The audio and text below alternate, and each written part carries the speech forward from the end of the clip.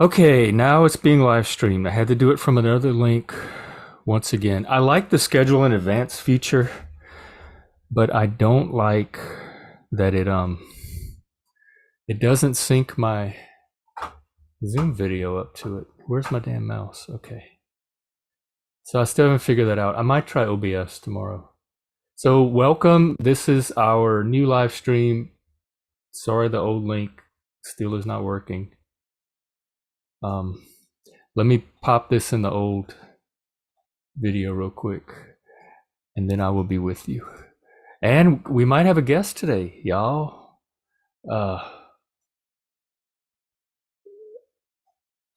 Somebody from Norway might come on and talk about what they observe in America from their perspective, because the Scandinavian countries are a little more socialist. I think their education system is a bit different. So he offered to come on and talk about that. His name is Dolbez. So, okay, we'll see what happens. I'm the only one on this one so far. So, I'll just chat and do my puzzle and see if somebody shows up. Oh, he's here. Okay. Well, guess what, y'all? We're in for a treat today because I have an actual guest. So let me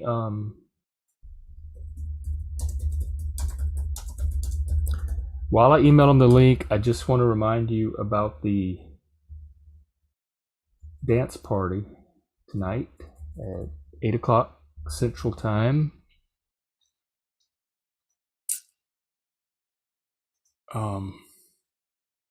On Zoom. So contact me again for the link, primalhex@gmail.com.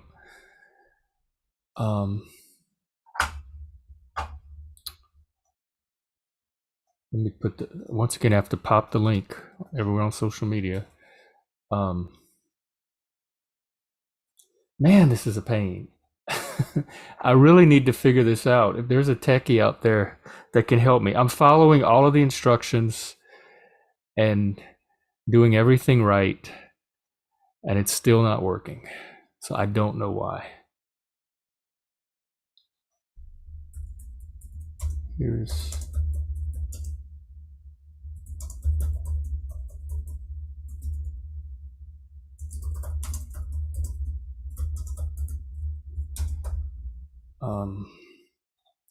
there's that. And Facebook, I could just edit the link.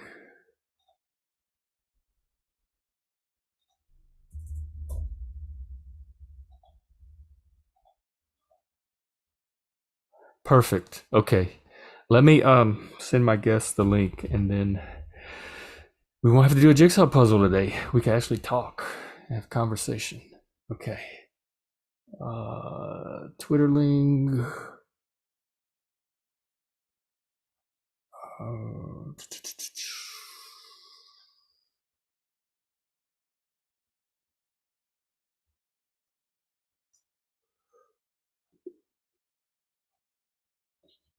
Perfect.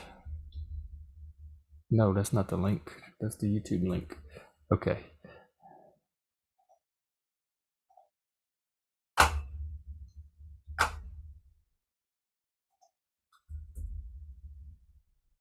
Okay, I just sent him the link. We will see what happens. Hopefully he'll come on. Let me. Okay. Okay. And I have the comments up. He has the link. I guess we wait. I can make a puzzle while he waits, but that almost seems pointless. How are y'all doing? It's Saturday afternoon. I'm trying different time slots too. Tomorrow I'll probably do it about 1 o'clock in the afternoon. See if that makes a difference. Y'all are just come back from church. I know y'all want to come home and relax and get out of your church clothes, take shoes off, kick back, and have something interesting to watch on the YouTube.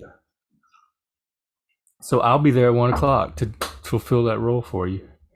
And who knows, maybe I'll have a guest tomorrow too. They kind of just happen. They show up when they show up. I should put the link on Discord too. Um, which I can edit that just as well.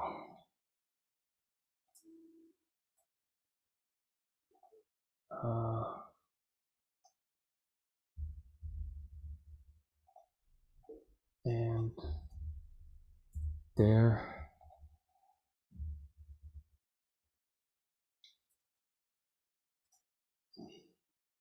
And there. And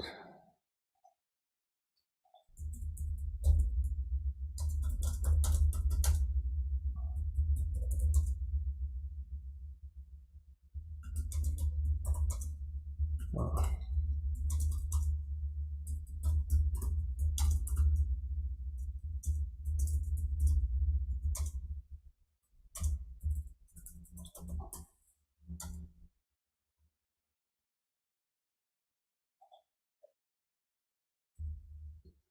okay, I think he's here. Let's see what happens.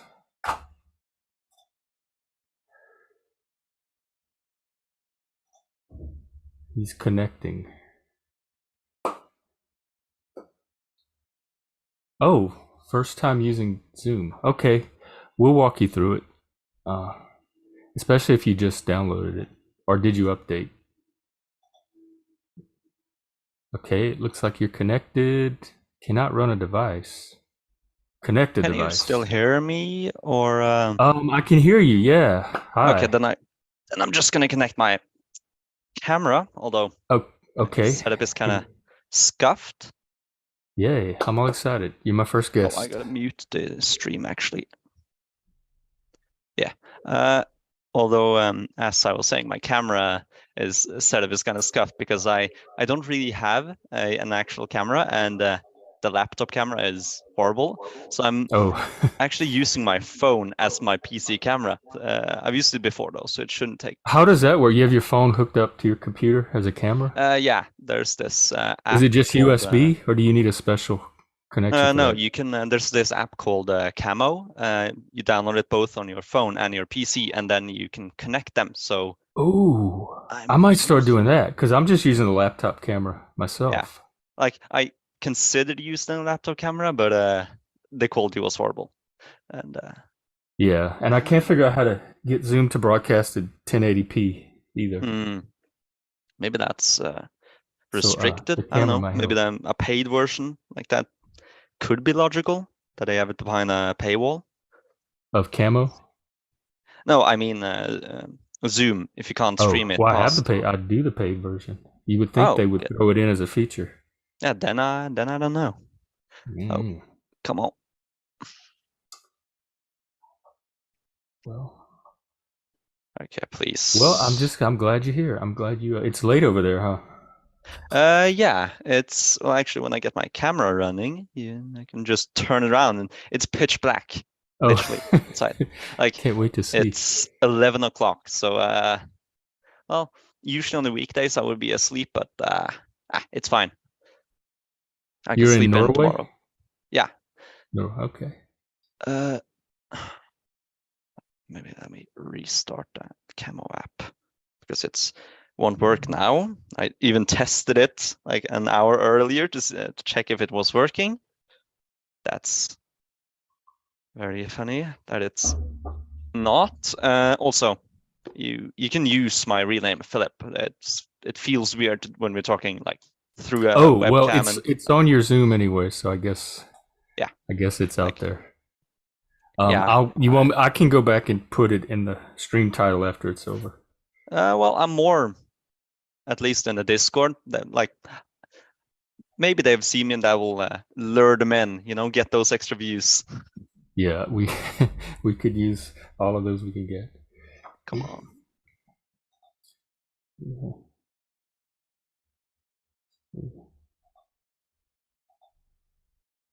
Hey, oh.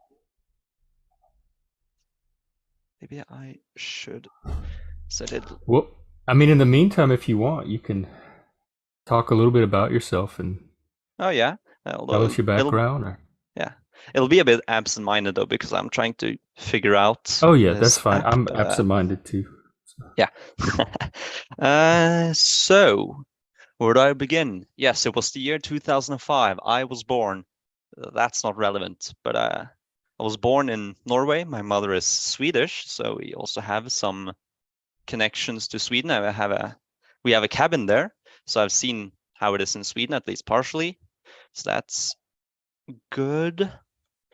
And I'm 17, although in not very long I'll be 18 in a few months. I'm. Oh, I need to ask manager. Are you in high school? Like, Yeah, I'm still in high school. I'm not sure exactly how it converts. I've had this trouble with other online friends that Norway either seems to have 1 year extra or we start like 1 year early or late. So, but I'm in the second year of high school. do you go 4 years, like freshman to senior? No, our school system is split up in the first 10, which are oh, what is this? An update. Oh, that's wonderful. That maybe clears why it's not working. Did you update Zoom? But you said you might have to. Yeah, but Okay. apparently Camo also needed to update, which is amazing that it just now when it's actually needed to work. But I am in the school system in Norway is well, you have the what's it called? Everyone needs to go to school. It's required. That's the first 7 of elementary school and then 3 years of middle school. That's like base school. Everyone has to do that. And then it's, well, technically optional to go to high school, although pretty much everyone does. And that's almost a requirement to having a good, well, not even a good, just an actual job. There you are. Yeah, although, is that through the webcam? Yeah. Let me Can see you if see I me? can. Yeah, I can see you. I've although it's wanted to see if I could fix not the webcam and maybe remove the watermark because I could do that in the earlier version. Oh, the camo. Yeah, you can see it there. Yeah. Is that something they've turned off? Just It's not intrusive. I have Zoom at the yeah, bottom of my yeah. live stream anyway. Why is no? If this, I'll try for another 5 minutes. If it doesn't work, then I'll just use the webcam so we can start the talk. Oh, okay. Because I mean, it didn't bother me at all to have the watermark No, there. no, but it's kind of a point of pride because I made this work like an Oh, hour okay. ago, so I can't give up Maybe there's now. a setting after the update that it defaulted back to. Yeah, that's Oh, it's probably gone. yeah, I think I managed to turn off the. I don't know how. I just clicked some buttons, but that's a success at least. Okay. Well, now we have you in your full Yes. glory. Why can't I add a device? Yes, there. I'm. Of course, it had to update. Are Like those how Razer you. headphones? Actually, The Shark? I have a pair just yeah, like yeah, that. they are Yeah, Razer. a pair exactly like that. Yeah, although I don't think them matches with a background since I'm The lime using the green. living room. Like I'm home alone. It's like the most comfortable chair in the house, so of course I'm gonna use it. Do you have a bedtime for being in high school? No, no. No. I well, not anything my parents control. That kind of stopped many years ago. But I personally, I do usually go to sleep at like 10 to 11, but nothing my parents control. I could stay up to like 3, 4 if I wanted, but I do like to sleep and I do like to be not a zombie in school. Well, it's the weekend too, so Yeah, live a little. that's I have all of tomorrow to recover. It's true. Why is it?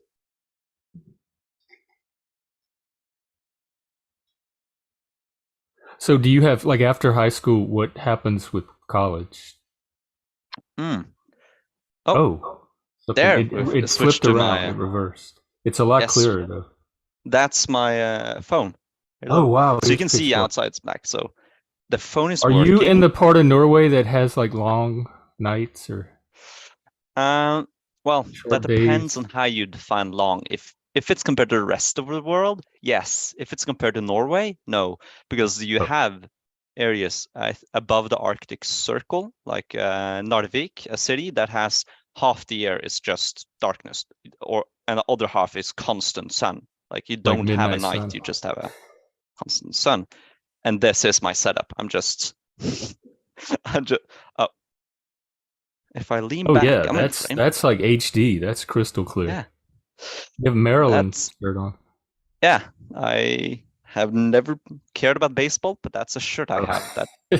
so that's The fine. camo logo's back. I don't know if Yeah. that bothers you, Why but why is it not? it doesn't bother me. No, but it bothers me. Okay.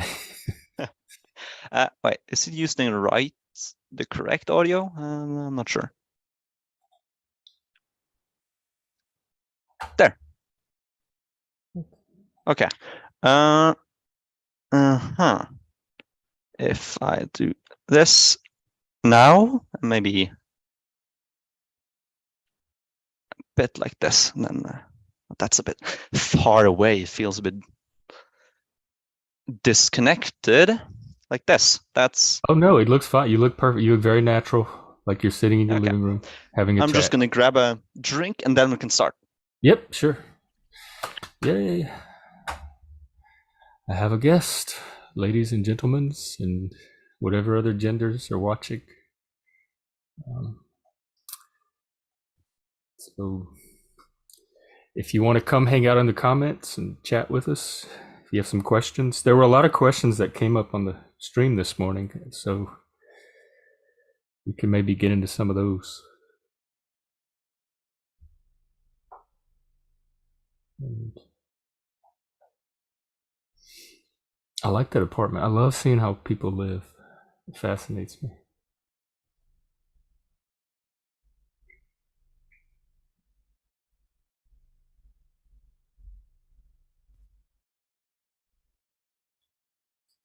Okay. Oh, okay. Just gonna up the volume a bit.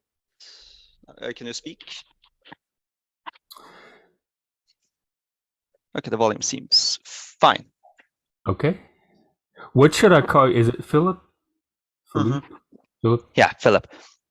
What an F, the Scandinavian version. Because in Scandinavia, most use the F, although the name is of Greek origin, the PH. The Oh, father right. of Alexander, Philip the Little. So So, you were talking about after high school, like the college system. I yeah. imagine Uh, not everybody goes to college. no, not everybody does, but it's actually a quite high percentage. I believe around 60% actually go to college, Well, that's although good. that's mostly for a bachelor, probably like a small degree. But we've talked about this in sociology, how it's almost becoming a requirement for even simple jobs like being a grocer, like simple things that wouldn't necessarily need anything more than high school, even anything more than middle school, have like a college degree or at least a bachelor as a requirement. Although not everything, but that's a commonly discussed issue in Norway that due to the amount and frequency of people taking further studies after high school, a lot of the jobs that would in other countries just require high school requires more Oh, because because of it's the competition, it yeah, increases the it's demand or all even competition. though a bachelor in, let's say, what is it, mathematics is not really going to help you like as a sitting behind a desk writing, well, being, well, I didn't come up with an example, but you get what I It'll mean. help Like you you count the don't, change. yeah, that's true, although not in everything. So that is something with the high school system.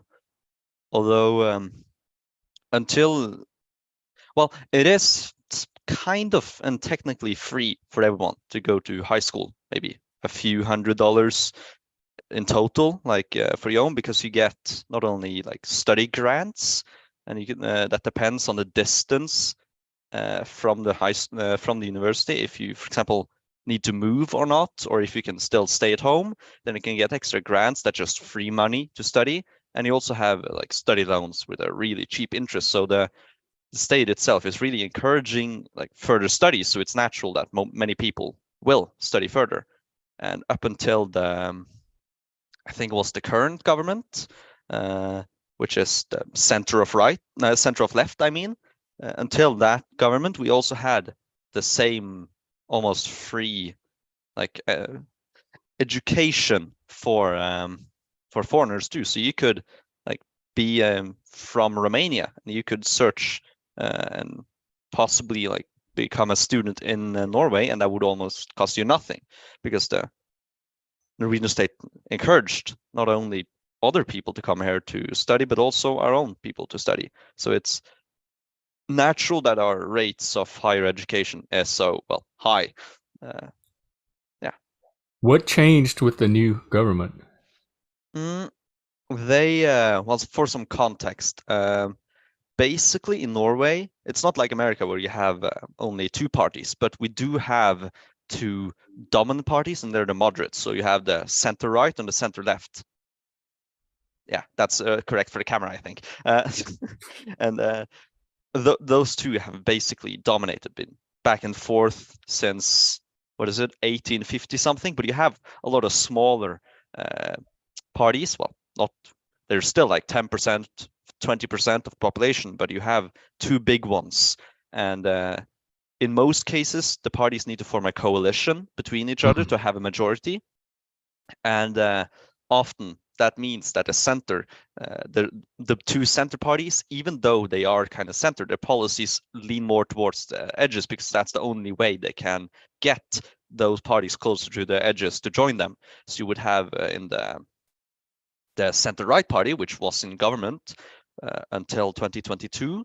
I don't know exactly when they got in government because I was young then, but until 2022, they were in government together with, I believe, the Christian People's Party, which is a very funny name in English. But and then you have they were also in government with the Progressive Party, which is one of the places where American like terminology is completely different from European, because in most European countries, if you have a progressive party, that's usually the most right-leaning party in the nation. Oh yeah, I know it as far left. That's the woke party. Yeah, but in most of Europe, that's the far right, which are the Oh, progressives. You know, we need to progress further our nation, further that to the kind of right. rhetoric. Yeah, and in Norway is kind of special in that our progressive party is basically two ideologies. Ideologies smashed together. One is the American liberal, and the other is a national conservative part. Although that doesn't really matter All in because one party? yeah, that's the two ideologies in that single party. So you have quite a split there, but they're the ones on the right. In Europe, that's often called the populist right party, those kinds of Oh, okay. parties. And the center right and the Christian People's Party, they were in government from 2016 to 2020, and they encourage like quite, let's say, Western ideas like free education, everyone come here to us, the au pair, which is basically a cultural exchange where you can move to other countries and you basically live with families. Although rightly criticism has been that it usually devolves into like just Asians coming here and working for minimum wage, even though that it's not its purpose. But that was some of the things they really focused on. And so when the center left party, in union with the weirdly named Center Party, which is, well, they rebranded from the Farmers Party. There's a lot of parties there, and that's a How theme many do in you Europe. have? Okay, wait, should I count the Joke Party or not? Oh. Yeah, I'm gonna count the Joke Party. Okay, so we have the Høyre, which is the center right. Their name literally means right, and then you have Venstre, which is the well, their name means left, but they are on the right side of the spectrum. So you have a party So more named Left. center right. Yeah, kind of there. And then you have the Christian People's Party. You have the Workers' Party, or well, the technical English name would probably be the Labour Party, like in Britain. Although Oh, Workers' Party sounds funnier, but they're center left. And then you have the Progressive Party, which I mentioned. And you have the Center Party, which is basically the Farmers' Party. They just got a different names to appeal to the cities.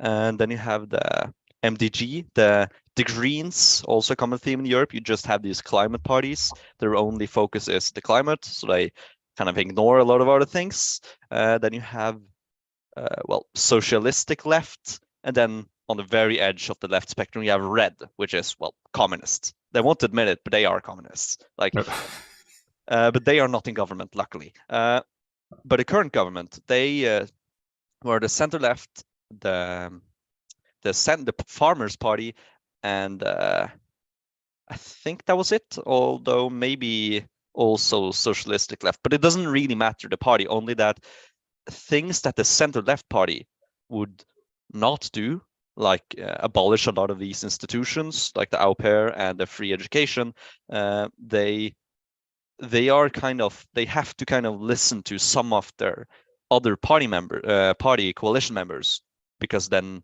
if not, then the party coalition would just leave, and then you wouldn't have majority, and in practice the other side would be the victor then. So a lot of these more center-right ideas were abolished, like the au pair and the free education, although the justification is that Corona has taken its toll, and I can get that, I can understand that, but still they have abolished a lot of those. So the education system has changed in that way, but I can't put all the blame. Well, yeah, I will say in general it has been a change for worse over the last like decade, but I can't put all the blame on the left side, because the right side is also quite into that kind of policies, which is also a difference from America. Both sides of the spectrum have some ideas that we only see on the Democrats in America, like having gender points. We luckily don't have race points, like, wait, thank what are God. race points? Well, I believe in a few of the Ivy League schools in America, you basically get points depending on your ethnicities, so it's easier for you to come into the Oh, like for education. admissions? Yeah, for admissions. So I believe they're the Asians, they are like, even though based on their percentage of the population and what do you call it, their merit, that would technically get them in, the extra points to let's say the blacks and stuff means they are technically under what they should be if it all based on merit, and that's basically due to race points. And we don't have that exactly in Norway, but we do have gender points. I looked up a list of all the different types of education you get extra points in, and the list was heavily favoring the female side, but it did also give points to the men, which at least there's some sensibility if you're What do they going give to. men points for? I'm interested in Okay, that. I haven't, like, I'm not a student at any university, so I don't know exactly how the points translate to chance of admission. But in psychology, men get 1 extra point, which is the only study field for both Like genders that over the gives. women, one like Yeah, they men get 1 point over maybe the because women. it's so female dominated lately. Yeah, that is definitely the reason. And then you have a few other jobs like veterinary, like health, nurse, all those types of works where you get 2 extra points for being a man. And then you have a lot of works like engineering, industry, technology that you get extra points for being a woman. And that's a lot more. But to go into what I kind of mentioned in the chat in Paul's stream earlier, is that despite our best attempts, well, I say our, but I mean like the Scandinavian governments attempt to equalize the rates of women and men in each field and education, that has not worked. And most scholars call that equality paradox, in that we do the most of any society to equalize the difference between the genders without being irrational. Norway in particular, or just Scandinavia in general? And I'm not completely sure of that. I would say Norway, but again, Scandinavia is pretty equal in most things. So if something happens in Norway, you could expect that it in some way is also happening in Sweden, although Sweden is usually a bit more to the right, although that's only slightly. But where was I? Yeah, despite all these efforts of equalizing the differences, like giving points to entry and making it easier to like complete and all that, despite all that, there's still differences, like very big differences. I believe there's a comparison where like in Pakistan, like 80% of all women, like they want to do like study law, but in Norway, it's different. And like Norway seems to be opposite of what we want to be, or at least try to be. And I heard one explanation is that when you minimize the like cultural differences, like you try to minimize the incentive, like if you're a man, you don't have to work with cars, you can work as a veterinary. When you minimize those, you maximize the biological inclinations. And it's there's a study in Norway. We watched a documentary on it in hospitals. Basically, right after birth, they tested basically how would the differences in interest be for babies. So they would hold up a baby in front of their mother, or not a mother, but just a woman or a man, just a face, hold up in front of a face and hold up in front of something mechanical, and then rate how long they stared at which. And they found after a lot of tests that in general, I believe it was like 60% or something, that men looked at the mechanical longer, whilst women looked at humans longer. Although the difference is not that big, but like it is big enough that it makes a change, and that is one of the likely reasons for why, when you have removed all the pressure on like what you should choose, that there's still differences, is that some of those differences in interest, because that's what it goes on here.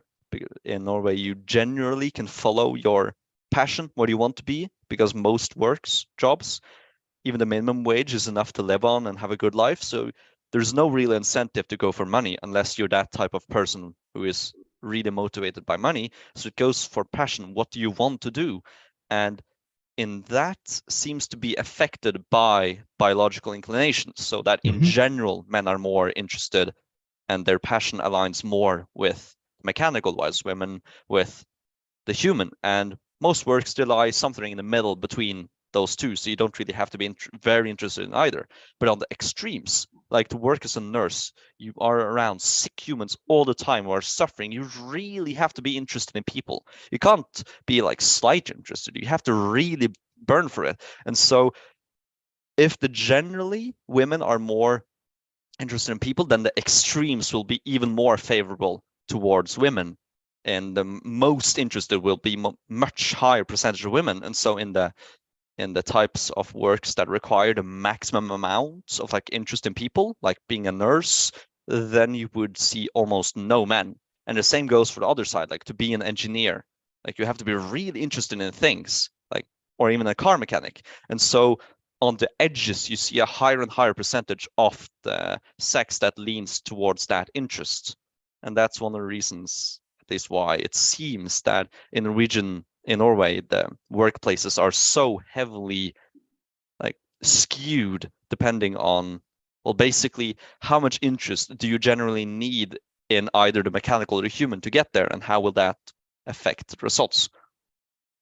Yeah, that makes sense to me. Mm-hmm. I mean, that's kind of how it was before they started trying to re-engineer everything anyway. What are the teaching profession? I know here in America there's a shortage of male teachers, and they're constantly trying to recruit. I looked up the numbers earlier, and that was one of the things I looked up numbers on. So you're lucky. In teacher education, it's 28% men who take the teacher education. Yeah, I think that's higher than here. Although I don't have the numbers for here. Yeah. I'm just going off of my subjective impression.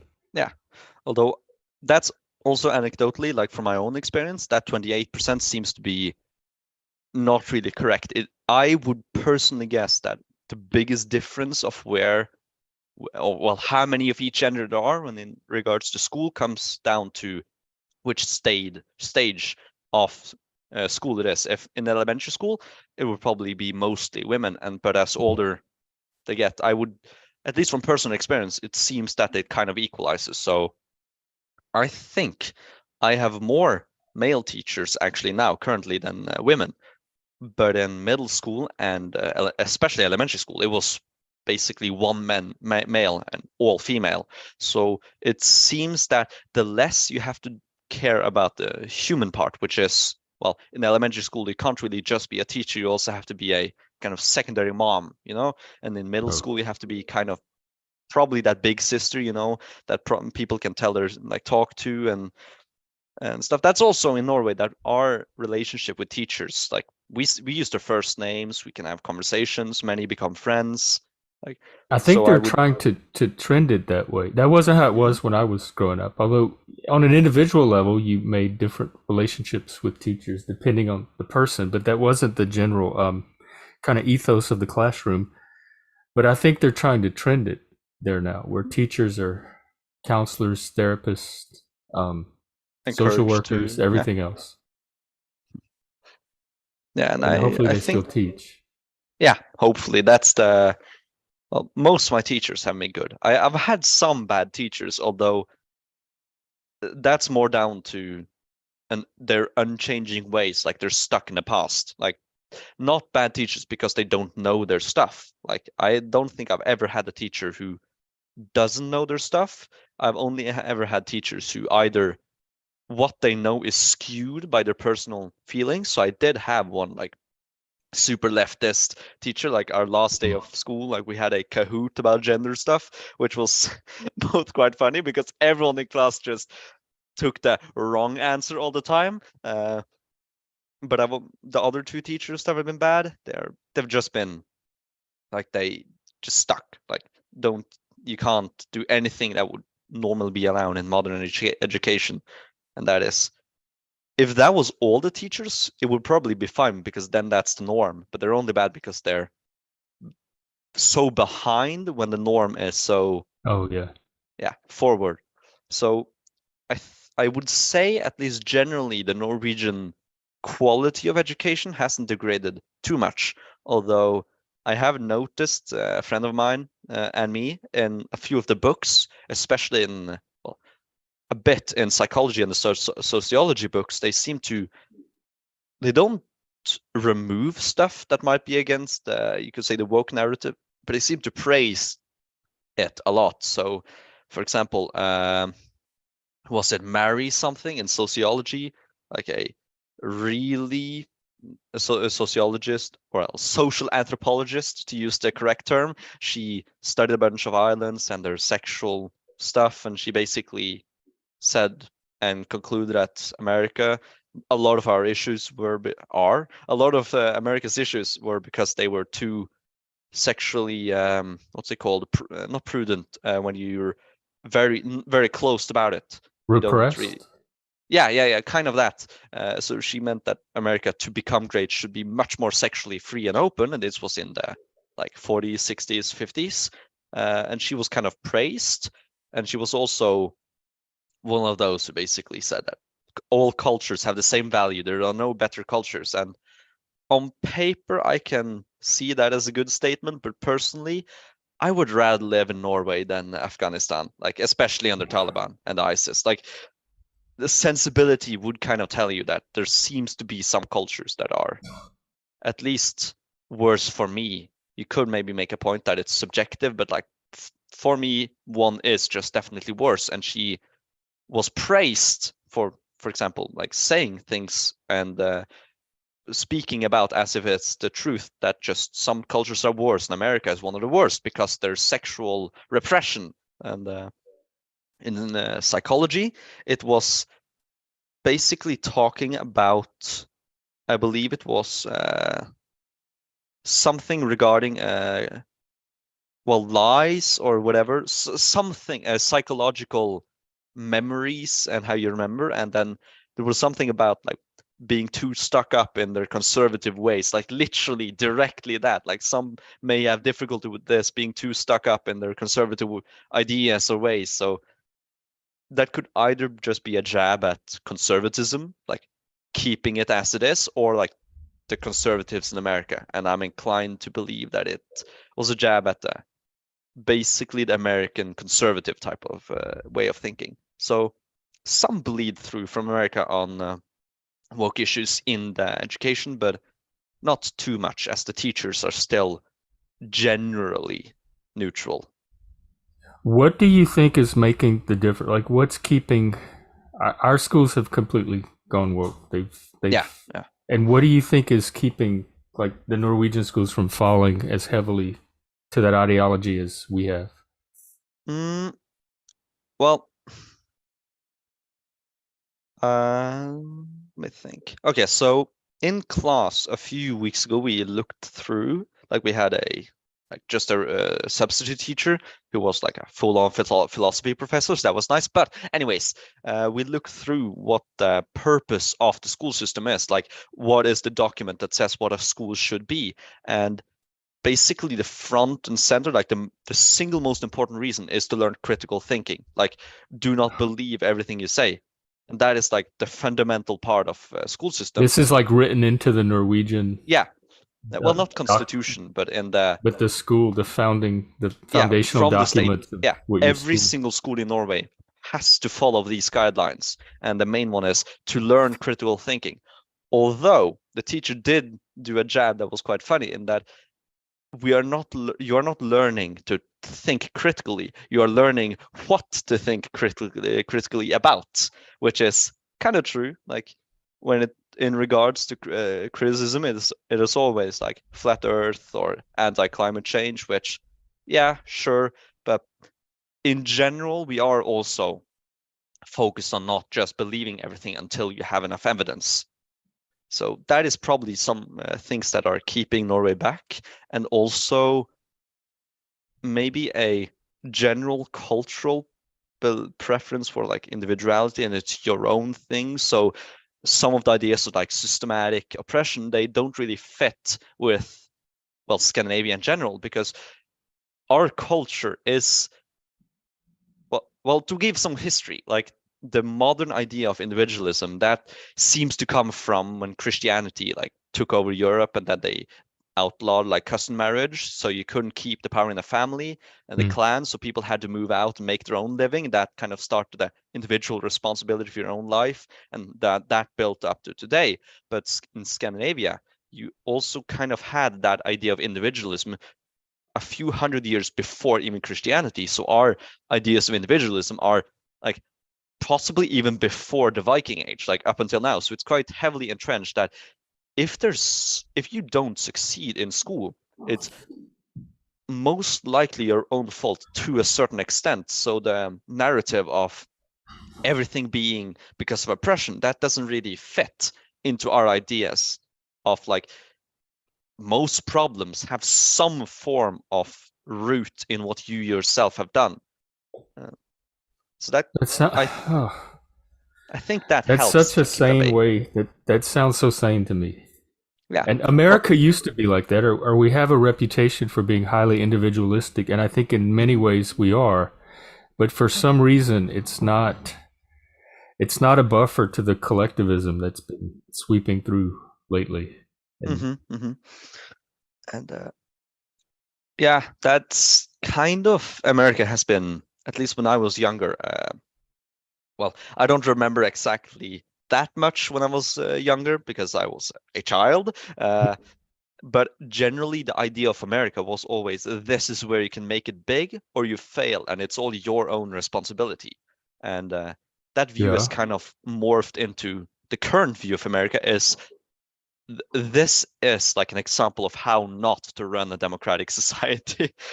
Like literally, that is how we discuss even like the hardline leftists and the hardline like rightist in Norway. Every single person basically who has a brain agrees that America is not the way to run a country, at least current. Like a few What are they days. saying? Like, what are they noticing that's Okay, well, keeping us from every running it single properly? one agrees that the two-party system, that's just it needs to be Yeah, gone. Like I've that. heard that That's before. what. Yeah, that's what everyone's saying. No matter the spectrum, and then you have, well, the right side, which I'm technically on. I am center right, so I'm not that right, but the right side usually has criticism of America and in how quickly it goes into new politics, like that it doesn't really take time to always consider if this is really the right thing to do, like rushing into new stuff without thinking. That is a general critique of American society, or well, the state probably, or the governance of the society. So like the ideas of at least the woke, they didn't take that long. Like usually stuff No. like that takes a few decades to like really set in, but they almost instantly got into the colleges. So like it took a long while for that to seep into the rest of society, but they instantly got in, and that's one thing that the right in Norway would probably criticize, which is that it doesn't really have that idea to safeguard like new ideas on the small level to like take time. Uh, how Yeah. valid that criticism is, that I'm not Well, that's American, one of so I my don't know. criticisms too. I don't Yeah, know how it entered the academy as quickly as it yeah, did. Like whatever mechanisms were in place to filter knowledge, like peer review yeah, or whatever, somehow it either hijacked it or bypassed it yeah. completely. I actually looked up a bit on that. Well, looked up. I looked at a video that was very high quality. I won't lie, but it. Oh God, let me just there. It basically outlined the way that most of these well, woke college professors got into the campuses, and that was through an exploitation of the tenure system. So if I got it right, that you have to be publishing research for 7 years to get a professor or whatever, like something like that. And what it doesn't really have, there's a loophole that it doesn't really check if what you publish is correct. So they were basically basing a lot of their opinions either on Marx, which, well, one of his fundamental ideas is just blatantly wrong, the blank slate argument. Mm. Yeah. So that was basically in it. And then you also have just personal ideas that seeped into these papers. And then when the 7 years are up, like, those professors, like a lot of them, they publish for 7 years consistently. Yeah, sure, that seems valid. Like that they now have a professorship and they can teach in what they've published because they've used 7 years to study it. And it was just basically their own opinions and experience morphed with the Frankfurt School, which was, if you know what that is. Yeah. Yeah, together with like some ideas from Marx, and that kind of that was the basis of how they got into college by what I would consider a loophole, in that you But don't that's really. what peer review is supposed to filter Yeah, out. At least in the sciences it does. So yeah, somehow yeah. it, That's, I don't know how it slipped through, and then you have people educated on those topics that they did through the tenure, and then you have those people further on, and then you have people like Judith Butler, who just basically out of her own ideas just creates an ideology, like almost as like a and it got religion and a prophet. adopted, like Yeah, uncritically adopted. yeah. Like, so you have this loophole, at least how I see it, that got it into the academies. And maybe if it was one or two professors, like sure, it's good to have different views, but when you educate the whole next generation of that field on anecdotal experience that you like formed as the truth, together with like faulty ideas, then you have a whole new generation that is built on those lies, and then they do further study based on those lies, and they go further on based on all those built up lies, and then you have like the how it was in, I think it was 2017, when James Lindsay, And Helen Peter Ghosh the grievance affair. yeah, the Yeah, grievance hoax. when they just sent in completely baseless articles, like even including stuff from Mein Kampf, I believe, and that was accepted by peer review. So like the validity does not seem to be that high, to put it nicely. Yeah, and I think it was some departments over others, like the social science and Yeah, humanities departments were more vulnerable than the hard sciences.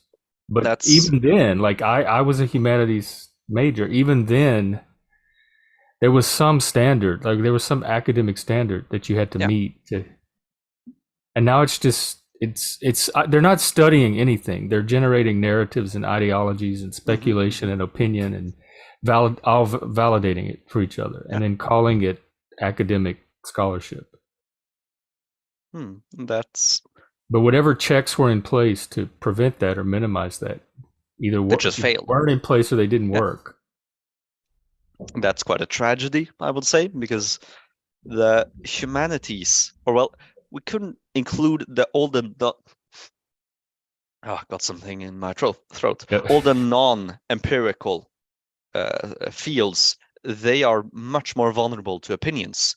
Like even like psychology, which is generally follows the scientific method, is not completely empirical. Although you have a branch like behaviorism, which is empirical, like completely. But Mhm. most of it is like it follows the scientific method. It is concrete. It goes through evidence. It makes sure this is the most valid we can make it, but it is not completely empirical. And they are much more vulnerable to stuff like the woke ideology, which works.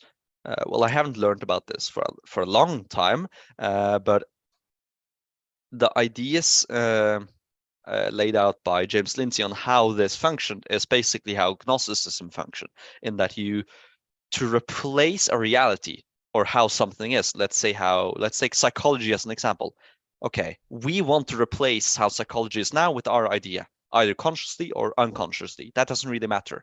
What you have to do then is to create an illusion, a simulacra of that idea. So you basically create fake psychology that seems legit, and then you get enough followers or you disprove the other side, so it seems that your one is the correct reality, the actual field, and then you just put in the fake field and replace it.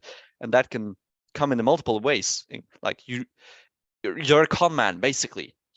You're a con man. You show confidence in false statements, and if enough people agree with that, you have basically replaced the main one, and then everything else is built onto that fake reality. So if you look at like that one, if the like I think 2 decades later is false, yeah, that doesn't really matter because the groundwork is perceived as real, even though the groundwork is false. So everything is built on a lie, and that's one of the ways you replace basically anything is by creating a fake reality or simulacra of that thing and getting enough people or showing the confidence that makes people believe that is the actual one, and you can supplant the real one. And then if you build upon that fake reality, then it is basically secure. To me, in order to get enough people to agree, it would have to resonate with them, like at least on a phenomenological Yeah, level. And so it must be speaking to something like something experiential and enough people to where they're like, yeah, that makes sense. But religion kind of does the same thing too. yeah. So I guess there's something that's non-rational or non-critical in us that is, I guess, craves or buys into the narratives if they feed you whatever you're Like, looking for, uh, help you make non like sense, but not outside of rationality of something. yeah. I personally would define the most important characteristic of the woke movement differently from any others, but that's the idea of the blank slate argument. That is, for The me, black what? maybe not objectively, but that is the central one of everything, that we can make humanity however we want, humans from the start. So if there's systematic racism, then their fault is because someone has Yeah, basically impacted them negatively. That's they do that with base. masculinity too. Yeah, yeah. And I believe that is an idea I would want to believe in if I didn't have the evidence that it's not true. Like But that the evidence feels comes from good. you, like your own experience of Yeah, your yeah. own It also drive. And, feels good to know that all humans, there's nothing limiting them. Like it feels correct. Like, it feels wrong to say that some people just have a greater potential. And I think that plays to like the compassion in people, that all people have the same potential.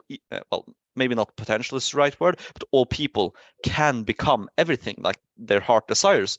That plays to the heart, I would say. And that is, at least personally, if I was not confronted with either empirical evidence or I didn't really question it, I would readily want to believe such a thing, like the blank slate argument. So I can feasibly see that such an ideology based on that idea would gain traction real fast, because it just feels good. Like, oh, of Yeah. course, that, yeah, like people can become anything. Of course, that makes sense. That is definitely how this perfect world would be. Although the world is not perfect, it does not bend to our No, whims. I But mean it's yeah, contrary to direct experience. yeah, I see the appeal of it. Like in sports, we cheer for the underdog, or we want to believe yeah, that every player can excel at some point. And they also do the thing with they have the blank slate nature where we're formed by our environment, but then yeah, they also have the perfect, like we have a perfect utopian nature that's just corrupted by the patriarchy of present society. So in one sense, we do have an innate nature, but it's this idealized perfect nature. In another yeah. sense, we're blank slates and they can make it whatever nature they want. So they're not even clear themselves on the status of human nature. There was this on this idea of the blank slate, basically one single event that disproved it completely, and that was I believe it was Skinner, who's mostly known for his conditioning of rats, like through like he made them do whatever, like press this button to get rewarded, do this sequence of stuff to get food or be taste. Like, he could feasibly make rats do whatever he wanted, and that's, yeah, sure, he could do that. But he basically extrapolated that to say that, give me a baby and I can make him a president. Like, I give me a human from birth and I can make them into whatever. So he was basically the perfect example of the blank slate. And don't you know it? He did that with his own children. Like, he, in their childhood, he tried to form them into the perfect individuals, and it didn't work. Like, they had so many mental issues from that upbringing, basically disproving his entire idea that he could make a president out of anyone. Like, Well, I think most people see that as child abuse. Like the Jacksons yeah, did that. Like Michael Jackson's definitely. dad did that Yeah. to their family too. And when you have the pageant moms and the Hollywood moms and parents that do that to their kid, everybody thinks it's abusive. Like, oh, what a Mhm. horrible parent. But that's also the vision that the woke fosters of them of this. Yeah. Everybody can be anything. And he tried that and it didn't work. It made it even worse. Like, they would probably be intelligent people, because Skinner was intelligent. Like, he was intelligent. He was a smart guy. It was just delusional. They could probably be really smart and bright children growing into good adults with good lives, but his ambition to prove his own ideas right basically fucked him up. Oh, well, can I say that in YouTube? Probably not. Oh, we'll find out. Yeah, Do I get a strike or don't not? know. But and I like that example because it shows not only the arrogance of man to think he can create the ideal person, humanity cannot create God, whatever that narrative, but it also shows that how idiotic that idea of blank slate is. Like, I am no determinist. Like, obviously, our upbringing and our ideas and what we do matters, but biology also has a play. It's like there is a balance. I don't know where the balance is, but I'm not a blank slate, nor am I a determinist. So, and Yeah. yeah, Well, we can't do it externally, but like I think striving for a higher ideal yeah, is noble, but it has to come from within. We have this nature that we have to actualize. It can't just be another person yeah. externally deciding that for us and then forcing us in to become that ideal. So I do think it's possible to there is a becoming process that's Yeah. part of being human, but it emerges from your authentic nature that you already possess innately. I believe there is a Buddhist tale. I'm not sure if it's actually Buddhist or if it's just a cop-out Buddhism, like this is like fake Buddhism, but a tale, at least to me, it has meaning and it conveys that, and that is that Buddha, a Buddha, I don't know if it was the Buddha or just a Buddha, but anyways, Buddha and some disciples, they were walking down a road and they arrived at a farmer who was trying to push his carriage, which was stuck in the mud in the sideways. He couldn't do it alone, and so Buddha went up and helped him so he could get the carriage out of the road. And the farmer went, now happy because it had worked out, and Buddha continued on. And then they arrived at another farmer who had gotten his carriage stuck in the side of the road, but he was sitting there waiting for other people to help him. He wasn't trying himself. So Buddha just walked by, and the disciple asked why. Well, a man who does not help himself cannot get help by others, or I'm paraphrasing it, but that was basically the moral. And I think that's interesting in that how it should work, at least to some extent, that if you're not willing to at least help yourself, I would be very wary to help you, because if you're not willing to help yourself, then how am I sure that you're going to actually complete this and I'm not wasting my time? Yeah. No. Yeah. But there is a passivity to the woke ideology, I find. Everyone's What word did you use? Passivity? passivity, passive. Yeah. Everyone's kind of a victim or at the mercy of external circumstances. There's no sense of personal agency. And all of the solutions are external solutions. It involves another person coming in and saving you or fixing the situation. Yeah. There's nothing you can do yourself to change your circumstance. Yeah. Like, you're a white man who's guilty of, well, being white. Well, nothing you can do, except if you do a reverse Michael Jackson. But I don't think that's in the in the scripture. Reverse. Well, what is your path after high school? What's your passion, or what do you intend to follow? Well, until recently, which basically means up until this semester, well, last semester, I did not know what I wanted to do further. But I do think I've found what I want to do, at least as a job, like a hobby. Of course, I want to be a writer, but that is not Oh, a good goal. Like, I don't want it to be the main source of income. Like, I just wanted to be hobby, somewhere I release my passion and have fun. But for a work, which I also enjoy, would probably be to study psychology. And oh, I would not personally, if I could get my dream like job, it would not be as the one who sits on the sofa and asks, how are you? You do the psychoanalysis. yeah, Yeah, the even though that therapist. sounds fun for a while, I'm guessing it gets tiring after like the 200th patient. But I would want inside psychology to basically be a researcher. Like, I do the surveys, I figure out how the brain works. Like, we did a psychology survey last semester, not last, this semester, and basically after that, this is what I want to do with life. And it was basically the accumulation of multiple months of like reading into topic and then actually putting it into practice, testing it.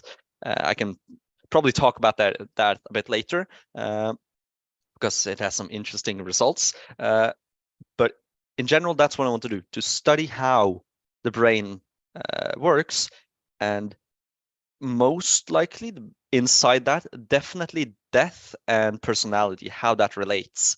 Because, or maybe not directly, but how death, consciousness, intelligence, personality, how all those seem to relate. Because the little survey we did was showed that after an exposure to ideas of death, that personality changed quite drastically, like for it being a temporary thing. Like the self-perceived control of anger like rose dramatically, impulsivity rose, like everything, well, not everything, but it was quite a drastic change just from a single reminder of death. What did you use as a reminder, or were they exposed to? Okay, how do I explain this? Okay, Mental so we more.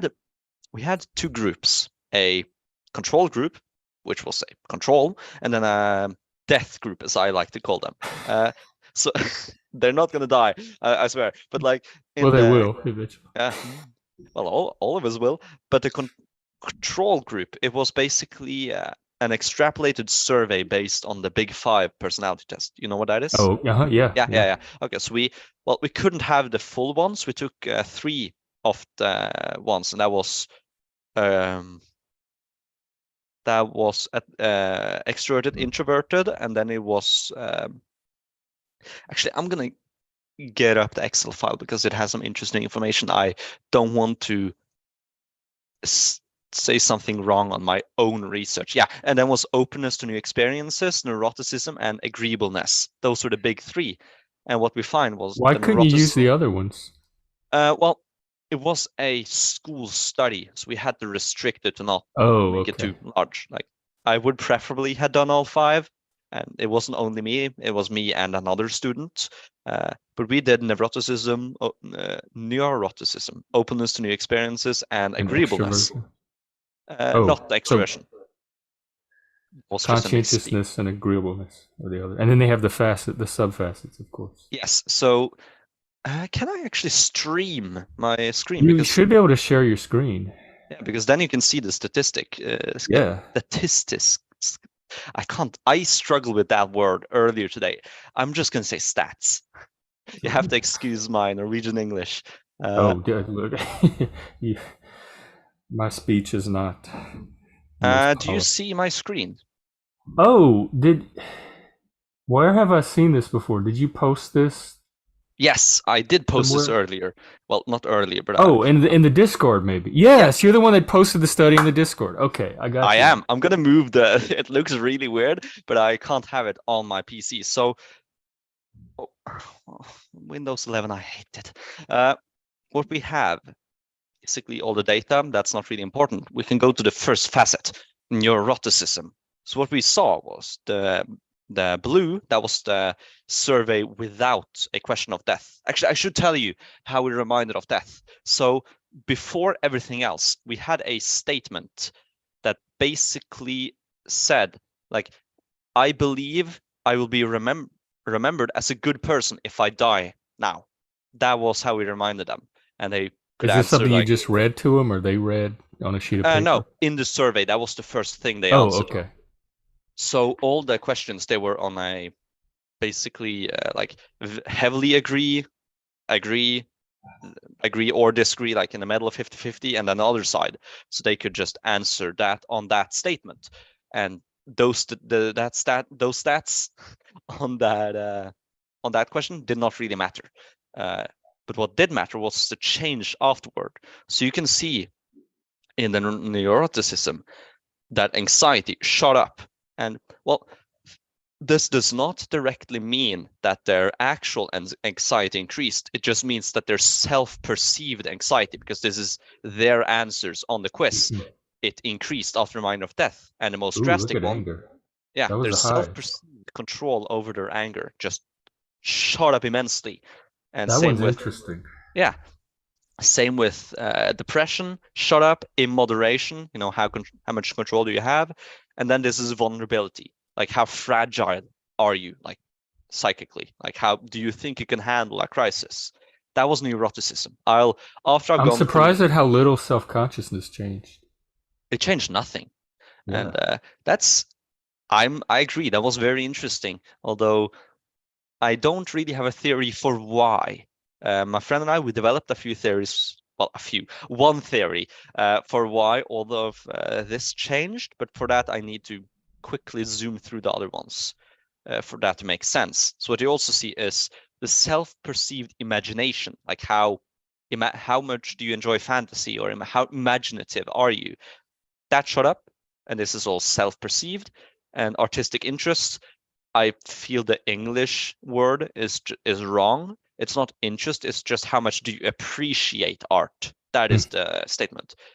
But the big five uses artistic interest, even though it should be like aestheticism or aesthetic, like appreciation or whatever. And surprise, Oh, that surprise, one went down. emotionality. Yeah, That's that went another. down. That's curious too. Then adventurousness, that went up. And that fits in with the theory that we developed. And then intellect, self-perceived intellect, I feel that makes sense. Like when faced with death, you want to like maybe be your best self or whatever. This could also just be a natural difference. Like there's just random difference. And then you have liberalism, which is also maybe the wrong word in English, but it's basically how much do you appreciate liberal values? And that went down. after death. And that coincides with a study done by Sheldon Solomon and his crew in America a few decades earlier. I could actually go over it quickly. So I'm going to be really quick here because I want to go back to this, but they did a study where they basically asked a few statements and from them like found out a political alignment in America, like either Democrat or Republican, and they found that if the surveyor, like in the street, stood next to a trash container, the rate of conservatism went up. And if they stood next to a hand dispenser, the rate of conservatism also stood up. So it seems that this can change based on like disgust, you know, you clean something disgusting or trash, disgusting. I think actually Paul talked about disgust in the stream. Yeah, he did today. Yeah. And that is proven, like disgust does drive you more towards the more, let's say, traditional. Although I wouldn't say current traditional, but more traditions in general, because the function of traditions is to, well, if you follow the theory that I and my friend believe in regards to this, I shouldn't block my face, in regards to this, then tradition is very important. But I have one more to go through before I'll talk about the actual theory. And in agreeableness, trust went up, more trusting, or self-perceived, more trusting after a reminder of death, which is interesting. Like you would expect maybe the opposite, that, oh, maybe I'll die, I shouldn't be so trustful, but trust went up. And then you have morality. How moral are your actions? Like this was high either way because the statement was something I manipulate others. So we had to flip it so it actually went in line with the others. But that doesn't So he really got matter. religion after death. Yeah. And then you have altruism, like how much do you help others? And that was generally very high, which that also fits with not only like human nature, but also maybe Norway, because one of our favorite words as Norwegian is solidarity. Then cooperation, less cooperative, and then modesty also went down, like you're bragging a bit more, and sympathy stayed the same. And I basically factored in, I can move this up here actually. Do you see me? Because I'm blocking my own view, but is this good? Oh yeah, you're Yeah. good. Did Okay. you only run it once with that one group? Well, we run it twice, you know, one with a control group and one with the death group. I think in total we had 150 participants, like between both. So it was a decent amount. But I no idea English word. Yeah, English word. I basically compiled the ones that seemed to go along the lines of the theory that my friend and I basically proposed, which was based off of another theory by some American psychologist. Probably my favorite psychologist, Sheldon Solomon and his team. Basically, ettermæle, that's a really Viking and Scandinavian concept. Well, maybe it's not. It's just that that's the only place I've heard it. I've never heard that kind of ideas in American and international literature. But that is ettermæle is the idea that of your how you are your renown after death. How do people remember you? How are you talked about? How are you remembered after death? And that was really, really important in Viking society. Like it was that and like being pious, maybe that is one of the biggest and most important things in Viking society, was to be remembered after death. And as the title kind of suggests, that is because, at least in my opinion, that gives a sense of symbolic immortality. You live through the memories and what you have done in life. And also that one of the ways to live on is to feel as if a part of you will live on after death, be that through a child, like my literal life and effort lives on through my child, or maybe through the culture. Like I am striving to be as close to this culture as possible. And so even after I die, like a very core essence of me lives on through the culture. That is what I would classify as symbolic immortality. And then, well, not what Sheldon Solomon would classify as symbolic immortality. And then you have literal immortality, which is the belief that you will actually live after life. And that is as you can probably guess, like religion, that gives a very keen sense of security in life, that even if I die now, I will live on afterwards. And that is very important to mental security. I even use that theory to have, I use that as a theory for why it seems the mental vulnerability of like the current generation is so much higher than all the others. I'll probably manage to tie that into this explanation. But generally, the explanation for this is that all of these facets that they changed in a way that will allow you to gain the maximum amount of symbolic immortality, either through like remembrance, through what you did, or towards becoming the cultural ideal. These specifically, that's through becoming remembered for doing something, either it be great or whatever. So in moderation. If you do not take chances, like you can't really achieve something, then you'll be stuck at home. So it makes sense that rises. Like to be remembered, you have to go out and actually do something. And imagination, you have to be creative to actually foresee something like that happening. Like, how do I solve this? How do I do this? Like that goes in line with being like doing something great, being remembered. Like you have to have an idea, a concept. Like Alexander Great, I want to conquer all the worlds. Like no normal, sane person will think that. And so to be really remembered and great, you have to have a sense of imagination and artistic interest. That also goes in line with ideas of symbolic immortality, in that what are the ways a painter lives on after death? Through his paintings. Some of his life essence, you could say, lives on in that painting. And so through that painting being appreciated, he lives on, or she. And viewing that, you have a different kind of respect for that painting, because that is maybe one way I could be kept alive, like through someone immortalizing me in the arts, like be that in a book or a statue or an image. And then you have emotionality. Well, to be remembered, you maybe have to make some difficult choices so you're not stuck basically at home. Maybe you have to betray your mom or whatever, or your trust, to actually go out and do something. And then adventurousness, then that is pretty obvious if you follow this theory, that you have to go out and explore to actually do something great and get that symbolic immortality. And then you have modesty. Like it didn't change much, but like you can't really be remembered if nobody knows of you. So either you have to do something really great, or you actually have to spread your own basically escapades so you are remembered. And all those go in line with ideas of symbolic immortality, that humans seek that protection, like that idea, because it gives them some safety in life, and that even death cannot like claim me, because I am immortal in some way. So what do you think about that theory? I'm fascinated that you ran this study in high school. Yeah, my teacher was too. I think she said like, this is definitely the most original I've had. Like she literally said, it was a really nice. Oh, why is camo? Oh, I don't know. Seriously? Oh, why is it not? That's a bummer.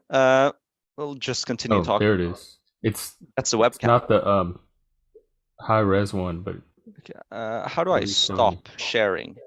Uh, I could stop Uh, it for you. There should be a red button at the top, but I could oh stop yeah, it. thank you. I did not see that. Let me just hopefully quickly fix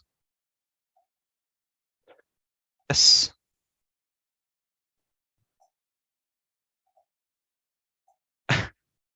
Seriously? That is such a bummer. It looks like it reverted back to Yeah, it the did other. revert back to the webcam. Yeah. Why? Anyways, I'll just let it. This device is currently inactive. Okay, let's just switch to that then. There. That should do it. Okay. Now we're back. Okay, now, where was we? Yeah, your answer to the study. Yeah, that your teacher said that it was the most Original comp. so far. Yeah. So I hope you're going to pursue this, right? This is your Yeah, path. I want to pursue this kind of work. And the field of study of basically death's impact and seeking of immortality is really new field. Like Sheldon Solomon, he's the only name I can remember from that What's his groups. name? Sheldon Solomon. Sheldon. Uh, I'm looking him up now.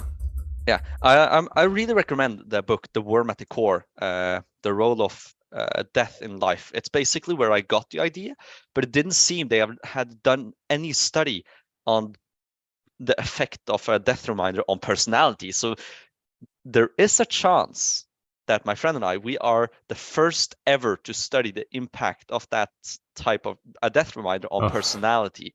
Although maybe there are some who have done it, but I like to believe that we're pioneers in something at least. Well, I mean, even if there isn't, run with that Yeah, belief and yeah, let it fuel you.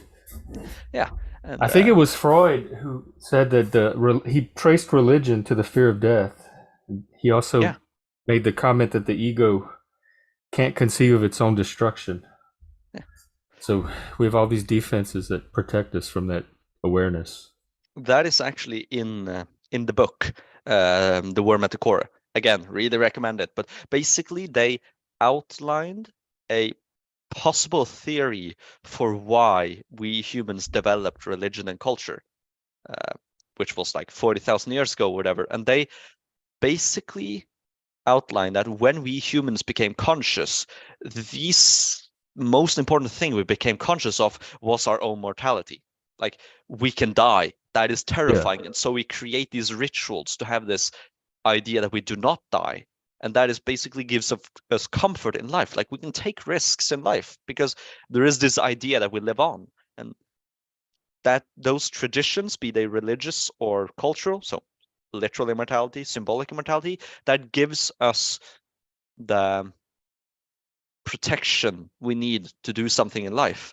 And they outline this in two types of defenses against, well, what do we call it? Death defenses that allow us to have a sane mind, not constantly anxious or depressed. And that is, I think it was the dermal layer, and then some other, I can't remember the name, but basically logic. Like if you logically can think of a way you can avoid death, then you would really perceive that, even if that's a placebo. So if someone just offhandedly comments that, if you sunbathe, you live shorter or whatever, and then you were faced with a reminder of death, like just before, you cling on to that logic because it gives you security from death. And that is one layer of death protection as outlined by Solomon and his team. And the other layer, that is those traditions that you will live on. And through that, you can explore the world. So even if you're faced with something deadly, your mind inherently kind of knows that this is not the end. It shouldn't paralyze me. I'm safe in a way. Although maybe I have messed up the explanation, but like you get the general gist of it. Yeah. If we lived forever or we weren't aware that we died, we wouldn't need religion. It may Yeah, never have developed. yeah. Also, I'm just gonna fill up another glass because I'm getting parched. So I'll be right back. Wow. Well, this has been I love where it went. This touches me in particular because, as a lot of my viewers know, I had experience with the death and watching it up close and kind of confronting it as close as a mortal can without confronting their own death, and it really impacted me and changed me.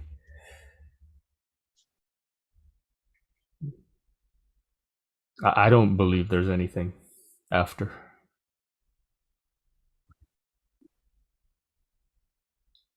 Okay, I'm back now. Okay, welcome back. What are you drinking? Is that orange juice? Mm. No, Fanta. It's late. I need that that sugar. Oh. Well, I don't need it. I get enough energy from this conversation, but still, I like it. Yeah, this has Soda been is good. great. I really like where it's gone. Yeah. I'd love to have you back on if you want to talk more about it. Yeah. Well, I could gladly continue talking now if you want. Well, there's nothing that's going to interrupt me in the middle of the night. I have something at 4, well, 4 my time in about half an hour, but we can go for a little, a yeah, little while sure, longer. sure, sure. Okay. We can do that. Well, take it away. Yeah. We're talking about like the protection from death, and Oh I yeah, don't know yeah, if yeah. you heard me when you were getting your drink, but I had an experience myself with watching somebody very close to me die, and so I had a chance to kind of confront Mhm. death as close as another human can confront it without it being their own mortality, and it really impacted me and changed me, just that one experience. And I don't believe there's it. If I had doubts before, that convinced me that there's death is final. Like there's nothing beyond. Your consciousness doesn't continue beyond. So I don't have those illusions to help Uh, me. am I allowed to question you on this, or if is it too sensitive? No, Like, you can no, okay. question. Yeah, No, this was this was far genuinely. enough in the past where I'm. Okay. Uh, did it comfort you? If that friend or person had any kind of like funeral procedure or something that they did with the body, was it cremated and then a cask They spread did out the or made last sure? rites in the hospital, even though neither one of us were religious. His mom had the last rites done, and it was a very surreal and bizarre night in the ICU. It was like 2 in the morning, and the whole night was just surreal. And next thing I know, there's a priest coming in with the book and reading the last. And then he had a funeral. This was in Vegas, so he had kind of like a Vegas funeral at a funeral home. There was no immediate family, so it was just friends and acquaintances Was and it? people from the hospital. But that was more for us. Like I know it would not have meant anything to him because he was no longer like No. he was beyond. It was more for the living. Um, Yeah. you had asked the question at the beginning about did it comfort or something. Yeah. Did it help you accept his passing? Of course you accepted it has happened, but did it? I was glad I was atheist because if I were Christian or believed in any kind of afterlife, I probably would have followed it. And I'm like the one thing keeping me on this earth right now is the fact that I don't believe there's an afterlife. So it's pointless to try to Mhm. like be with him or like Yeah. continue the connection. And so that kind of grounded me and kept me. I was in a state like I was an acute shock reaction. I wasn't in reality for like Mhm. days. It took a long time for me to kind of come back to you. You're constantly shifting between the reality you had one day before and the reality that's no longer there. And you're constantly reaching for that previous reality. So you're kind of split. Your reality gets kind of split between, but he was here. He's so real. Like just yesterday, he was a person and we were talking, and he's not. But that makes no sense. How could he not be? And so it puts you in a state for quite a while. But I wanted that to continue that connection so badly that had I believed in an afterlife, I don't know what I would have done. Like it's very possible I would have tried to follow him into it. Yeah. So the I'm fact that I glad you was didn't. atheist gave me not so much comfort, but grounding and Yeah. rationality. A reality check, Yeah, basically. yeah. So I guess my I whole have. point of that is I know how powerful the impact of death can be, and just on an individual mind, and the the Mhm. change and the transformation it can affect in a person. Yeah. I have not experienced. Well, obviously, I have experienced death, like one grandparent, some pets, but not on that level. Someone very close. Like I'm not. I was not. I loved my grandpa, of course, but I wasn't that close with him, so I've never experienced that kind of death. But I have. It is something similar that you expect, as you said, like reality to stay at it as it is. Like it feels a rug has been pulled. Like where is it? Well, what has happened? But for me, I am also not religious, although I wouldn't be well, I don't know how I would react if there's suddenly empirical evidence for something like religious, but currently I am not religious, although I do enjoy mysticism on a purely well, enjoyment level, but and religion. Like I find it cool. I like the churches, like looking at it, like the cathedrals, but I'm not Oh yeah. Christian or religious. Yeah, so I also don't have that, you could say, comfort of literal immortality, but I do find myself when I really think about why I'm doing certain stuff. I do find myself that I really search for that ettermæle, that Viking word, or well, Norwegian word, that reputation after death. I really find myself that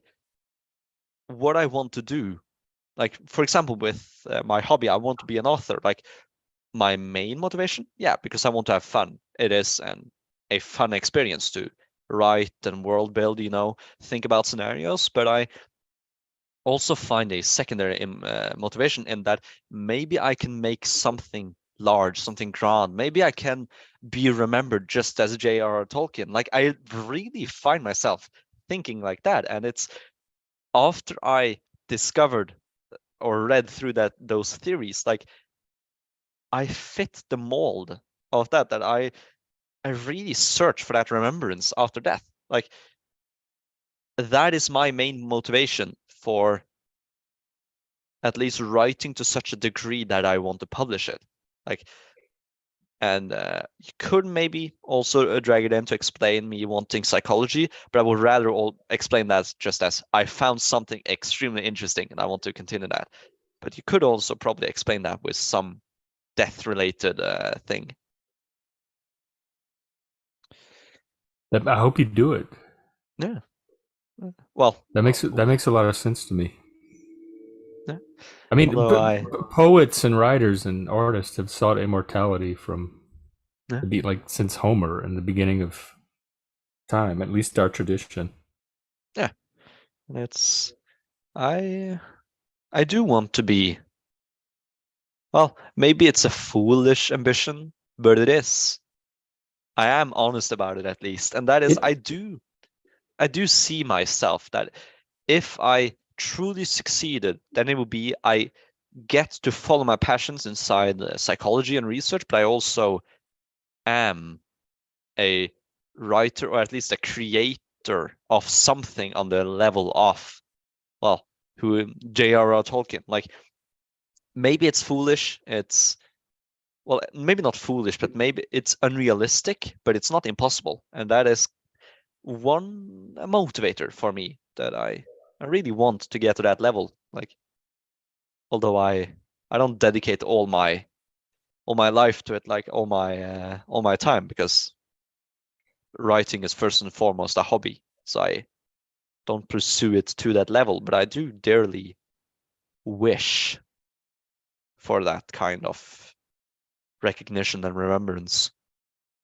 well, I don't even think it matters if it's foolish. I don't think you're going to get there without that Yeah. ambition. So I mean, it's the impossible dream. You have to chase it Hmm. Yeah. and reach for that star. Although, don't want to be an Icarus. Don't want to fly too close to the sun. That is, Yeah, but that's what we do. yeah, that is us humans. We, it's It's the risk you take. I mean, I hope you take it, and I hope you achieve that. I hope that too. I hope I But can. if you dedicate, if that's your passion, you just dedicate yourself to producing quality work. That will all emerge as part of the Yeah, process, anyway. yeah. Well, regarding that, I do have a problem of either like of losing interest in what I write after I've maybe written the first chapter, maybe the second, and then I want to do something new now. I haven't quite figured out how actually finishing something. I just have like basically two whole novels worth of words written, which is basically just 100 first chapters. Oh, I so lack okay, that yeah, I discipline. relate to that too. Does it help when you go back to him, like let him sit for a while and go back to him, or is the interest lost permanent?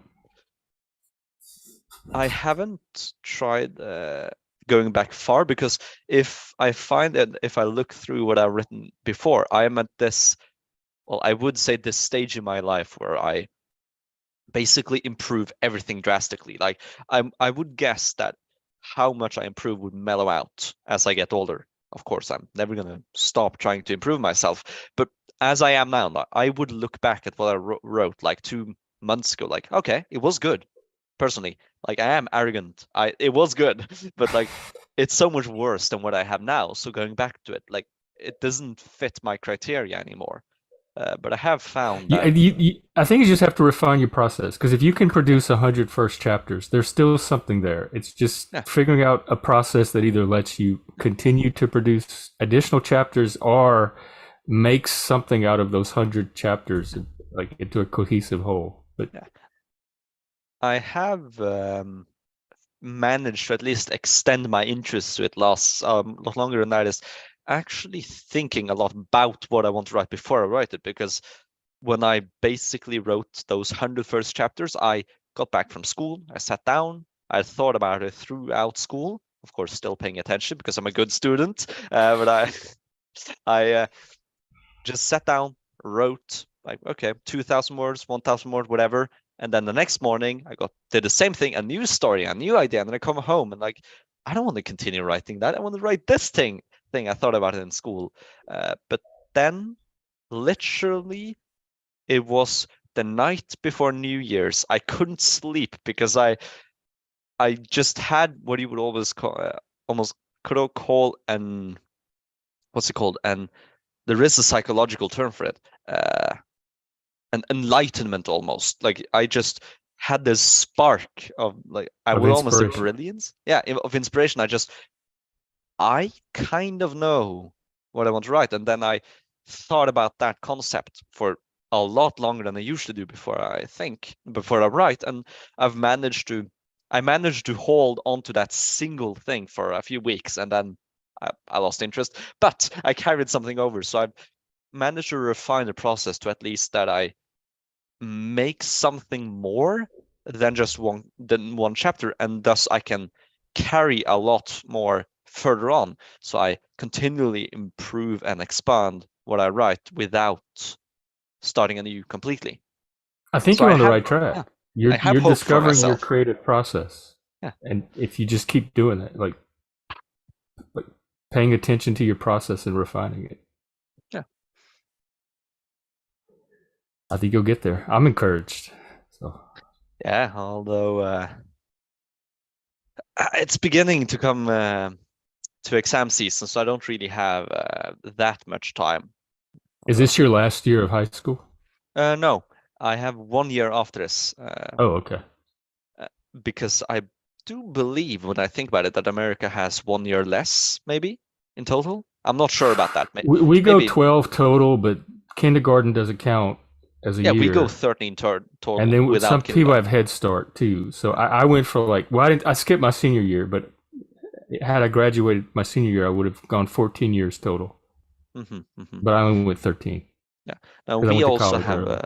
also have 13 for the elementary, middle, and then high school. So that's Yeah, 13. that's about what it is here. Yeah. So I have one last year, and then it's on to either the military, or further education, because Norway, well, Scandinavia, and I do believe a lot of Europe too has what's it called? Direct translation would be first time service, but like the actual translation would probably be like the draft. Like, everyone, everyone over 18, including the women, are basically tested on athletic ability, and then if the military finds that, yeah, you should do this 12 months or 18 months, come in here, and then you are out, of course. They can call you in, and you are in the military for like 12 to 18 months, and then you're done. It's basically a way that Scandinavia, whilst, let's say, Finland, it has an active army of like somewhere, let's say 70,000. That is quite small compared to America's 600,000.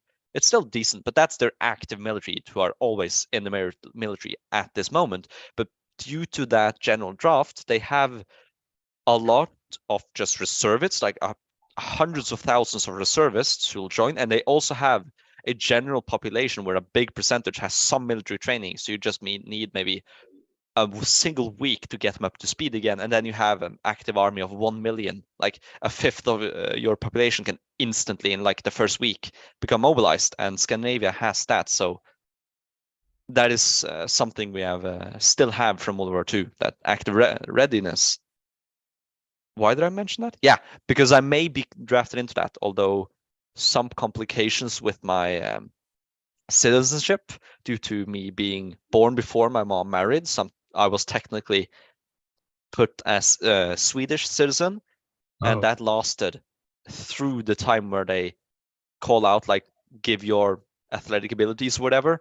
And I now obviously have dual citizenship, but I don't know if they will actually call me in because of that, because I didn't what's it called? I couldn't do the send in whatever so they can call me in. So there may be that I just go directly to university.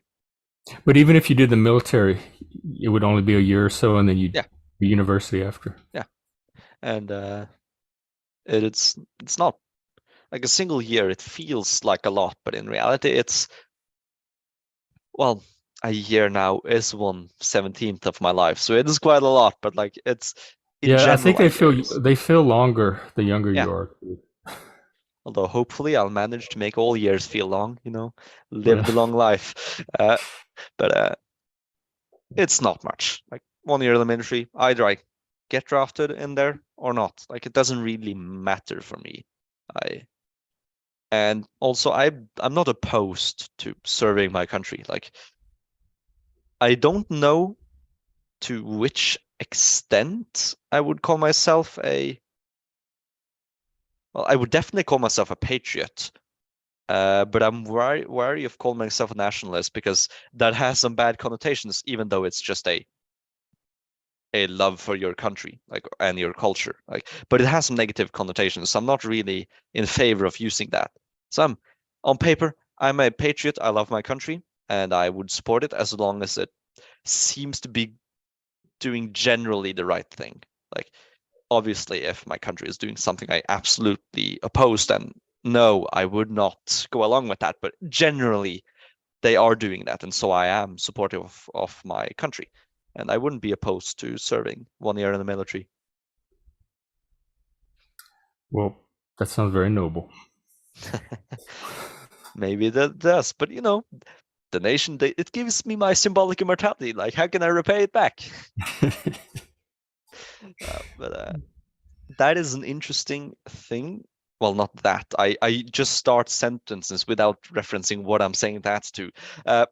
In my friend group, we are all basically all patriots except one person who is obviously the woke guy.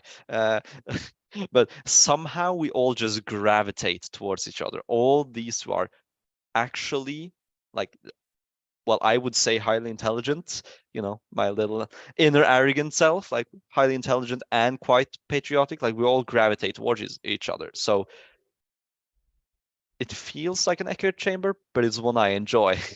Oh, even the woke guy?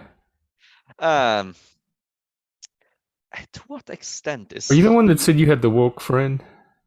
Yeah, well, my friends are I all my online friends are just from the Philippines, which is quite funny. Like I have like 10 online friends from the Philippines, but in Norway specifically, I have one who's like, I could, on a joke, if I were to like take it to its very extreme, like I could call one friend a monarchist, the other a woke socialist, one I could call a populist, I could call one a nationalist. I have a decently diverse friend group, although it's heavily towards the right side, Yeah. Same here including lately, at me. least. I Yeah, got canceled by most of my left friends.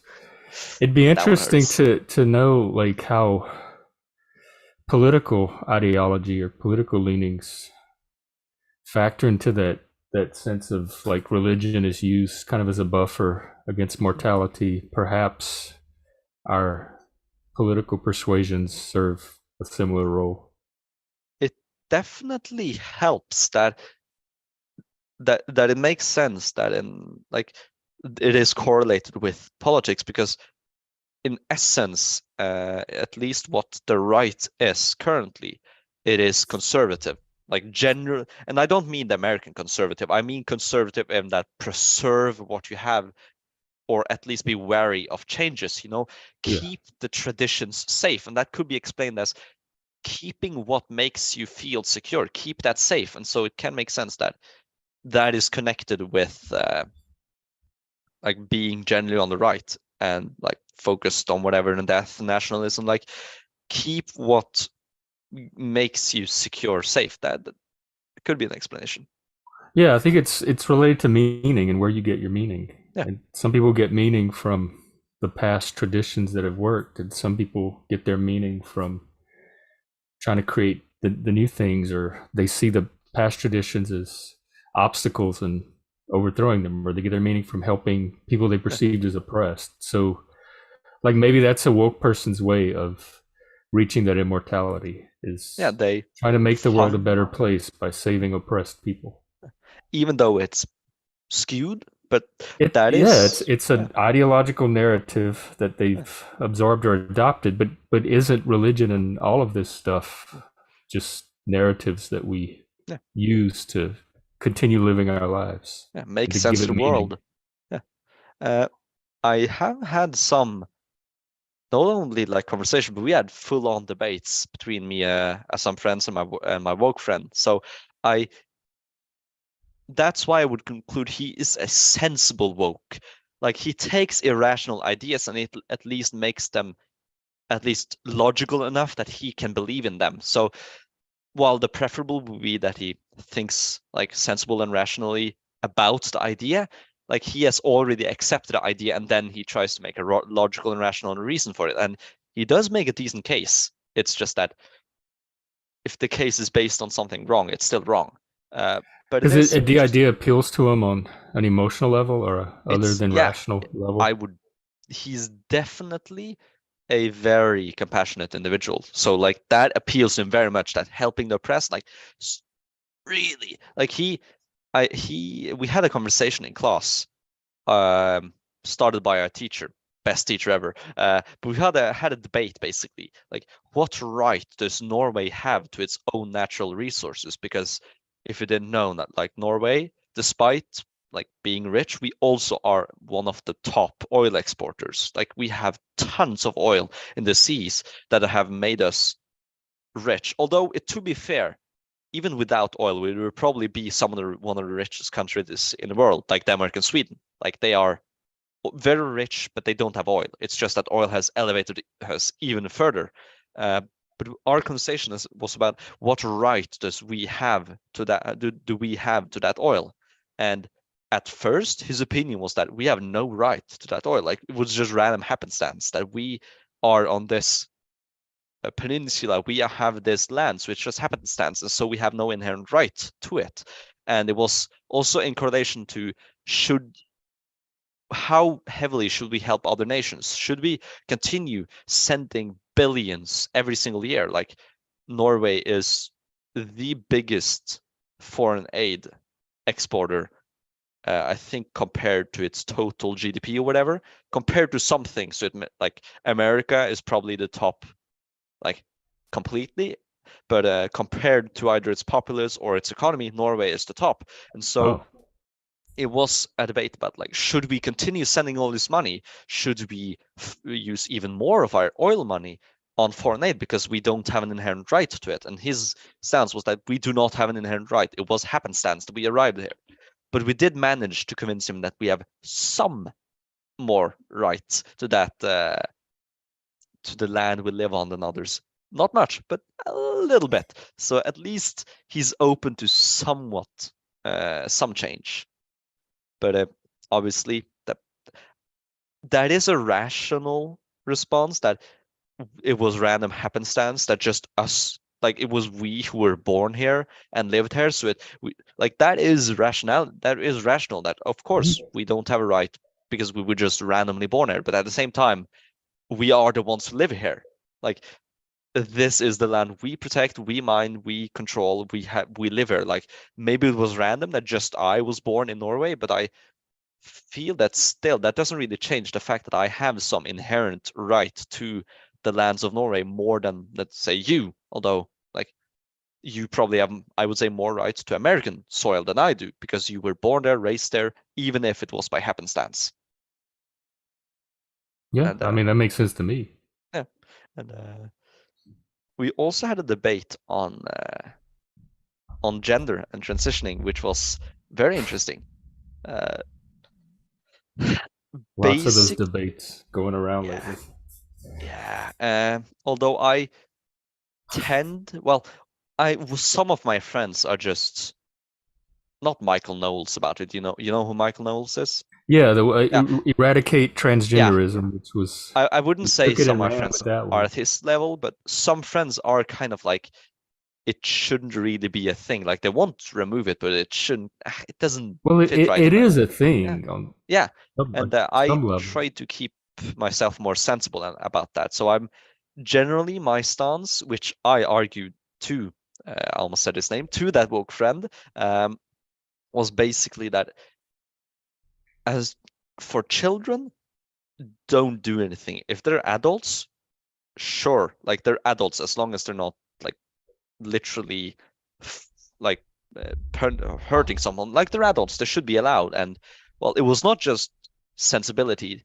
I would say that children should not be able to make life-changing decisions, but we also backed up with facts. Ken Zucker, who was a professor at Toronto. He studied well, it was called transsexualism at that point. He studied it for 3 decades. So he basically is the premier uh, professor on this. He was, I think, cancelled basically because he came out and said that there is a possibility that it's not like as the narrative suggests. He was cancelled, but his research through like epistemological research, that is not the right word, use the word. Anyways, his research through decades basically came up with some factual statistics. Like generally, those who are trans can be grouped into two factions. You have androgonophilia, which is a Oh, I didn't really research into that, but because that was with adults, I don't care about what an adult does. Like an adult can do as he please, at least to some extent. Yeah, at least regarding that issue. So I focus more on the case of trans people in children, and that he found that the rate of gender nonconformity in children was 1 in 3,000. So 1 in 3,000 children basically have gender nonconformity, which appears when they were like 4, 5, 6, whatever. And he found that if you let them be, you don't do affirmative action, you don't give surgeries, no hormones, if you let them be, by the ages of 18 to 19, I think it was 90% had just gone back and accepted who they were, and 80% of those who went, I am what I am, were gay. So basically it was just confused gay kids, like women like men, but I'm a woman, I like women, so I must be a man, like that kind of narrative. And so by the age of 18, 19, without any affirmative action, without hormone treatment, without surgeries, they went back to normal and accepted who they were. And the remaining 10%, like, sure, let them transition. Like now you have weeded out all those who didn't really need it and could live a normal life without like potentially hazardous treatments. And that is conveniently at the age that we set adulthood. It's like it fits with not only the research that if you wait until adulthood, you have weeded out all of those who doesn't really need it. And it's also the point where, yeah, you're old enough, you could probably make some life-altering changes. So it fits, and that was basically my stance, and it is my stance that wait until 18 to 19, no hormones, no puberty blockers, and that is a dangerous thing. Like we don't really know the effects on the brain, which I'm very cautious and worried about. and just no surgeries, no hormones. Just wait. Let the child That's experience what they puberty. did, like up until now. That's what Yeah, every trans person did in yeah, history until yeah. this year. And what you see, the rate of trans people has increased massively. Like I did some statistics a few weeks back, also in the middle of the night, because of course I was up looking through the stats, both with SSB, which is the Norwegian Bank of Statistics, basically all statistics that are not like classified or private are on that site from the state, and some other like the rates, and then with Ken Zucker, basically out of our population, there should be 400 children who are in each year who are well, have gender nonconformity. But if you like factor out all children and you base it on adulthood, then you should have 37 people per age from like 18 to 80. So the whole life, 37 people per like 71. When you are 71, like there's probably 37. And if you are 22, there's 37 trans people. If you just weed out all those, if you have a perfect statistics. And in total, that just comes out to what was it? 2,000, about 2,000 trans in the whole country of Norway. If you base it on Ken Zucker's statistic on 1 in 3,000, and you wait until 18 and weed out like the 90% or whatever, then you stand with 2,000. But I also ran the statistics. I can't do that word. I also ran the stats. If what would the amount be if you didn't, like if you did the gender affirming care, like if you didn't let them wait until 18, so you had 100% of those with gender nonconformity would transition, then the data actually fits what I calculated, and that's about 20,000 in Norway, and that is the minimum. Like 26,000 or whatever is the minimum estimate for trans people in Norway, or who identify as somewhat trans. So if you factor in some ideas of social contagion, then you do get a statistic that lines up with this. Basically, that people and children who would normally get over it through the development of puberty and the maturing of their mind seem to now be basically are transitioning, even though they could have lived a full happy life without it. And we don't know the complete risks of it. So it is yeah, I wouldn't say it's what should be the first choice of action. Like, Is that 20,000 just kids or is that total? no, that's the total population. So, Okay. Total population, if you weed out all those who could, well, you could say survive without it and would go on to normal, then you have about 2,000, 3,000, whatever, like who are trans in total of the adult age, so 18 to 80. And then if you don't weed them out, you have about 20,000, which fits up with the minimum estimate of actual trans people in Norway. So the calculations, they kind of fit, and that's scary. Also, now you can identify into the category. Before you had to have the dysphoria Yeah. and or transition, and now you can just like a teenage girl can wake up and just self-identify herself into that 20,000. What he also found, Ken Zucker, was that those people who believed they were trans, they shared they shared two common characteristics. That word, you know which I mean. Characteristics. Yeah, thank you. They shared two common traits, and that was that they had a really high neuroticism and a really high openness in the big five. That is what they Neuroticism, I shared. can understand. Yeah, and also openness, and that kind of makes sense. That you are really vulnerable, and if you're really open, then you're also open to radical answers to that vulnerability. And in normal people, that would probably be that I'm just sad or whatever. Like, I have depression, I should get treatment. But you are so radically open that maybe the right answer is that I am born in the wrong body. And if that is reinforced by, let's say, the media, like TikTok or whatever, like your algorithm is suddenly flooded with ideas that it's natural, and in a way, yeah, it is kind of natural for people to struggle with their identity, but it doesn't seem to be historically natural that the first choice of action should be to cut off your dick or whatever. That doesn't seem Well, like I the think there's some historical. idea. Part of it's a concern about long-term damage for the kid, but Yeah, part of it is about using the kid to further an ideology that yeah, has a larger agenda than just medicalizing children. yeah. I wonder, have the neuroticism rates increased? That seems Mm, like, has there been a spike I in neuroticism since social media? Or I know there was a big change in parenting style somewhere in the '90s Yeah, too. there is. I don't know the exact stats, but I know the general trend, and that is that I checked. I believe I checked this. Maybe I checked. I Like, think why I are they checked so some. neurotic that they even need to be open to I'm not solutions? sure. Like, our generation was just not that neurotic, Yeah, so I something changed. well, I did a presentation in Norwegian, and I tied this issue. Why is well, not our, but the new generations, why are they and we so vulnerable to mental health issues? And I pulled the death card, you know? What is decreasing at this moment?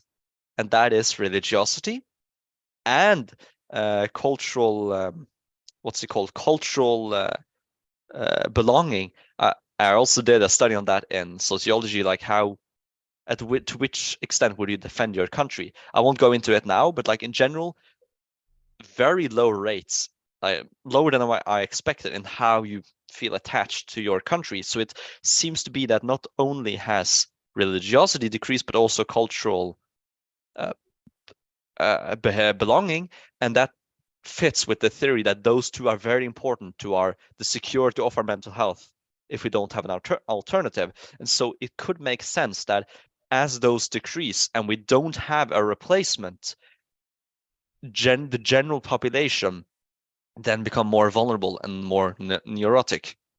And they're reaching for anything. Yeah. And if they find their safety in the woke ideology, well, that is where they find their safety, even if I disagree. So I would maybe say that one of the reasons, not the only reason, like I think Jonathan Haidt also has another reason why Gen Z is so mentally deficient, you Yeah, could say, that was with the that. change in parenting and the increase in Oh, safetyism. hmm. But I am, well, my passion lies in death, so I should answer in Which, that. if you increase safetyism, you're going to increase neuroticism almost as Yeah. an effect Well, of that. we see that it's an interesting parallel um, between this and how the immune system works. So if you the more sanitized, well, it is a certain extent, like you, of course, have a clean house, but if it becomes like sterile, the more sterile the environment a kid grows up in, the more sterile it is, the higher chance of allergies that child Mhm. has. Like the child has much higher chances of allergies. Of course, there is a tipping point. Like you don't want them to grow up in dust, but like if you try to make it too clean, or with a parallel with mental health issues, if you try to make it too safe, then you negatively impact our mental health or Yeah. our immune system. And this, well, I believe in psychology that's called superfragility, in that our bodies and minds are made to take small cracks and then improve so we can take a bit bigger cracks. We are not made to take an instant big crack.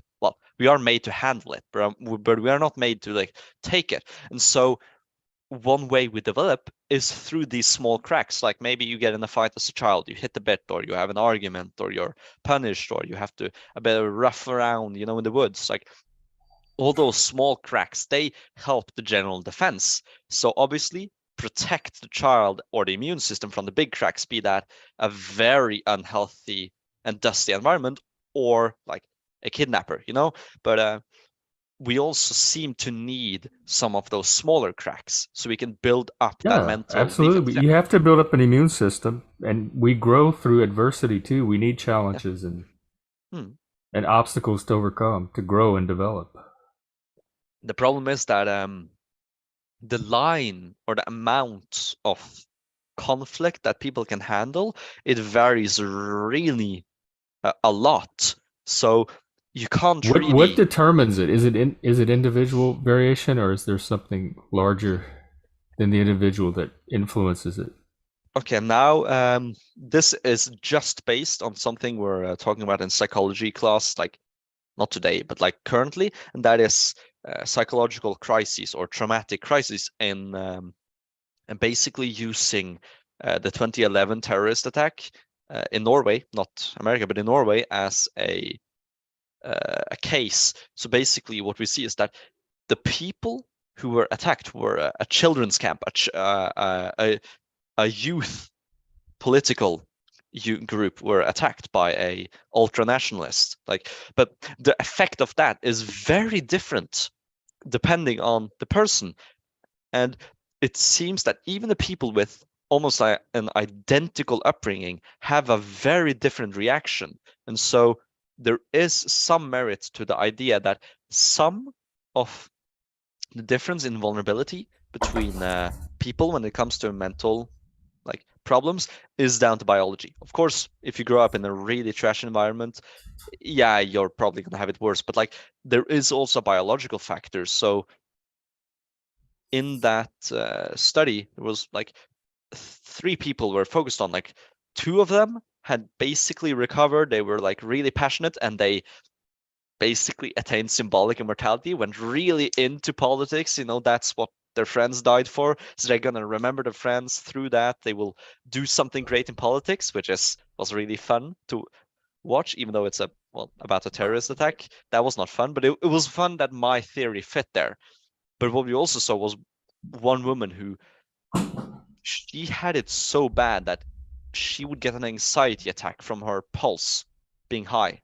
Like if she just exercised, like she would collapse in anxiety. So like, and it took her, or was it 7 years to even get to the point where she doesn't have an anxiety attack? Whilst the other people, one of them basically shrugged it off in like a few months. The other maybe 2 years, but like they had basically recovered. Whilst one woman who had practically an identical upbringing, identical cultural background to one of the other girls, she had a completely different reaction. So there is a very big variation and between people in vulnerability. I believe it's mostly innate too, like resiliency and vulnerability and sensitivity and that stuff. But if it were only innate, why does it seem so? The increase seems so drastic in this past Wait, generation or so. You think it would be distributed evenly throughout the generations? I'm just gonna. Someone sent me a message. I'll just respond to that quick and then I'll answer you. Uh, good. I'm sorry for this interruption. Oh, no problem. I'm gonna have to wrap up and get to my thing anyway. This happens all the time with conversations. They just get good Yeah. about 2 or 3 hours in. Where was you? You asked the question. I kind of Like the missed that. rates are not. If it's just innate, they're not Mhm. stable from generation to generation. They seem to have spiked somehow in Okay. this latest generation.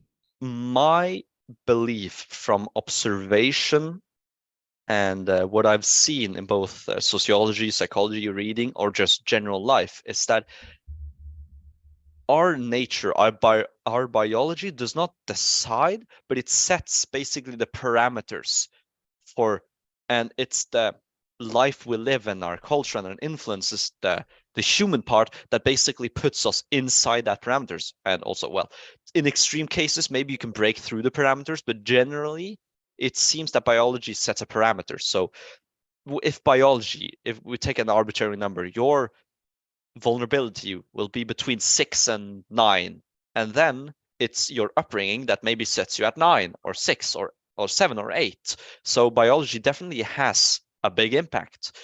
But if a lot of the biology overlaps or doesn't overlap, like you will have differences, even though the culture is good, or maybe you have a very similar biological parameters, but the culture and the upbringing is different, so it is put differently inside a parameter. So that is at least my view on that and most Because things that's in kind of the regards to woke, the biology. argument the woke make is that culture has a large influence on us, and they're very careful to create certain types of cultures that Well, establish certain norms over others. well, they're not wrong that culture has a Don't really large don't don't effect, feed them. Don't tell them. Don't let them. Don't tell them that. but it is true. Culture has an effect, but as I said, biology sets the parameters, so it doesn't really matter if you believe that you can be a 1 if your biology has set you between 5 and 8. Like maybe you can push yourself down to a 4, but like that is my view, at least, on the like biology versus nature versus nurture. Like biology, nature sets parameters, nurture does the rest. But like the woke view is that there is no nature. There are It no. is, Yeah, there are no yeah, parameters, that is a very vital difference and in then they my can view. engineer any like through engineering culture, they can engineer any outcome Yeah. that they want, independent of biology. Mm-hmm. Mm-hmm. Okay. Well, Philip, this has been fantastic. So thank you I agree. again. We can do it again if you want. I Yeah, like I sure. like I like the stuff that we got into. So I'll gladly do this again. okay. Although I can't use the living room then because my parents are probably back, Oh, which will also mean, well, I couldn't really speak all that late because I have a tendency to speak very loudly, and that does not fit when you live in a house with other oh, people. So if we are to talk again, it will either have to be like another weekend, like in a, I don't know when that is, but another weekend where I'm home alone and I can sit down here or talk loudly in my room or whatever, or it has to be a bit earlier. Like, okay. Yep. Well, we can set that up. I certainly enjoyed it. So yeah. thank you. And I'll be on the stream tomorrow, so maybe I'll see you there. You mean the The what's it called? The Paul, it's gender a gender flux? fucks. Yeah, Yeah. yeah. So I don't know if I'll watch it. I'll probably do. Although uh, I don't know if I have any plans tomorrow because I am planning on starting a podcast with my friends. So there oh, may be, sadly Norwegian though, because there's oh. a real lack of, I would say, almost intelligent Norwegian I podcasts have a that are not friend. by There was a guy on 40-year-olds. my podcast from Norway that Hmm. I can hook you up with. His name's Trygve. Hmm. He's probably a few years older than you. And Trygve, that's a yeah, I'll. Viking name. Are you on Twitter? Technically, yeah, but I have nothing there. I think he's on Discord. I'll hook you guys up. You could at least say Yeah. hi. Although we haven't set up the podcast yet, but we have the room, we have the mics, we have the, the background, and we have the people like us three who are going to do it. Oh, this is going We to be just need like to. a fancy professional podcast. Well, we did buy like big black curtains. We have some Oh chairs. We wow. have good mics. Like we, all of us three, we are kind of perfectionists, so we couldn't like leave it at being mediocre. Oh. So I don't know what we would call it, but that's that will come. Uh, and we'll basically just talk maybe as we did currently, like about these kinds of topics, like ranging from between like how the culture is, psychology, politics, and we have also talked about doing some special episodes in English from time to time, although generally it will be mostly in Norwegian. So sadly, I don't think you could understand most of it, but Probably not. if I we watch a lot of Norwegian TV, but you have to use you do, subtitles.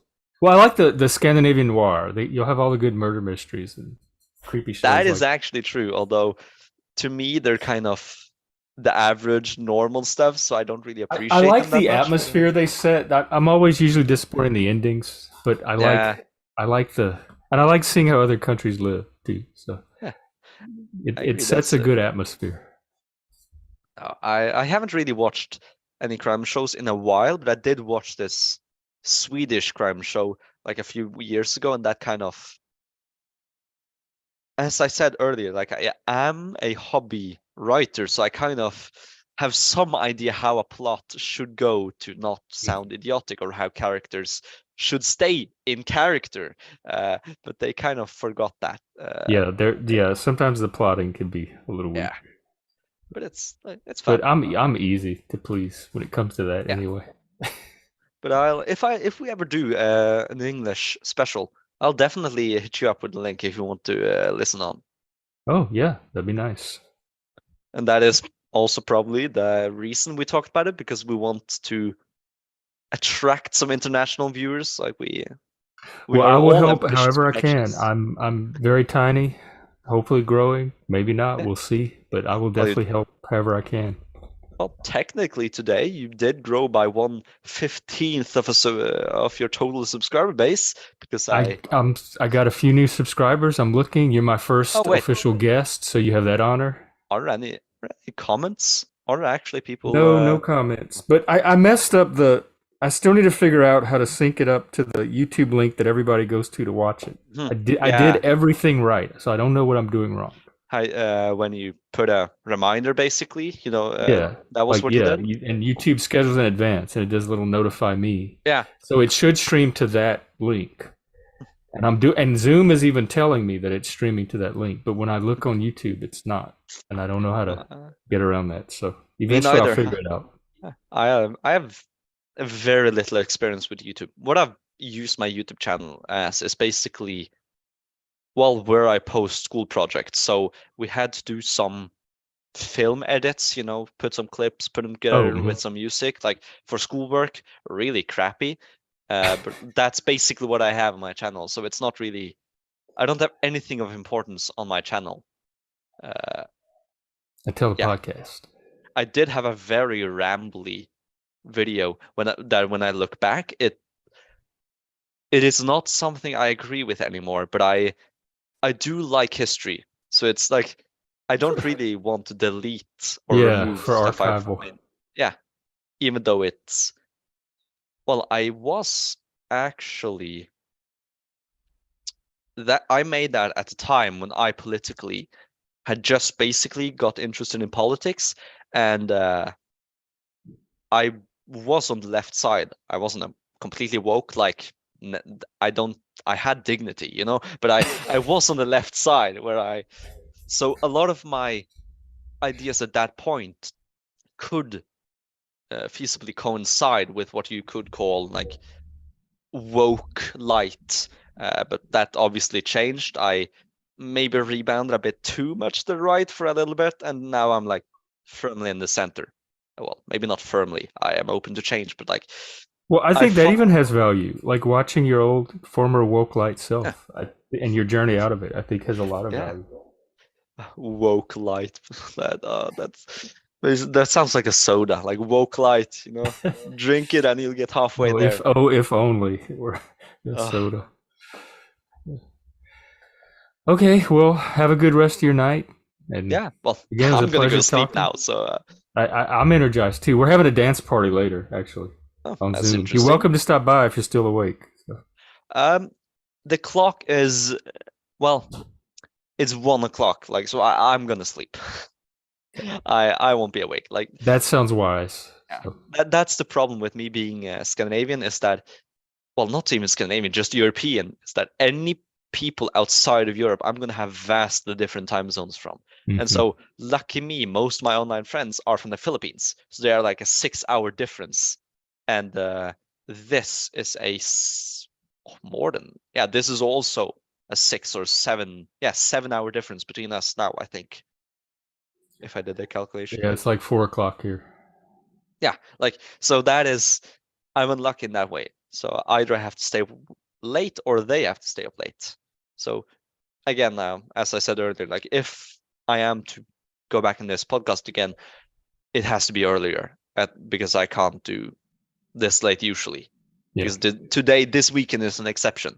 Like I still live at home. Like, that's kind of expected. But yeah. think Well, that's it. once again, thank you so much. Yeah, And it was a I'll pleasure. yeah, thank you. I'll see you around. Okay, how do I exit this? That's the next. The little red button. Oh at the yeah, I see. bottom, Well, or I can see end ya. it. It was a good conversation. Hopefully, Yeah, we can and have it'll one be more. up on my YouTube channel, so you Yeah. can share it or whatever Yeah. you want to do. Well. Okay, thanks again.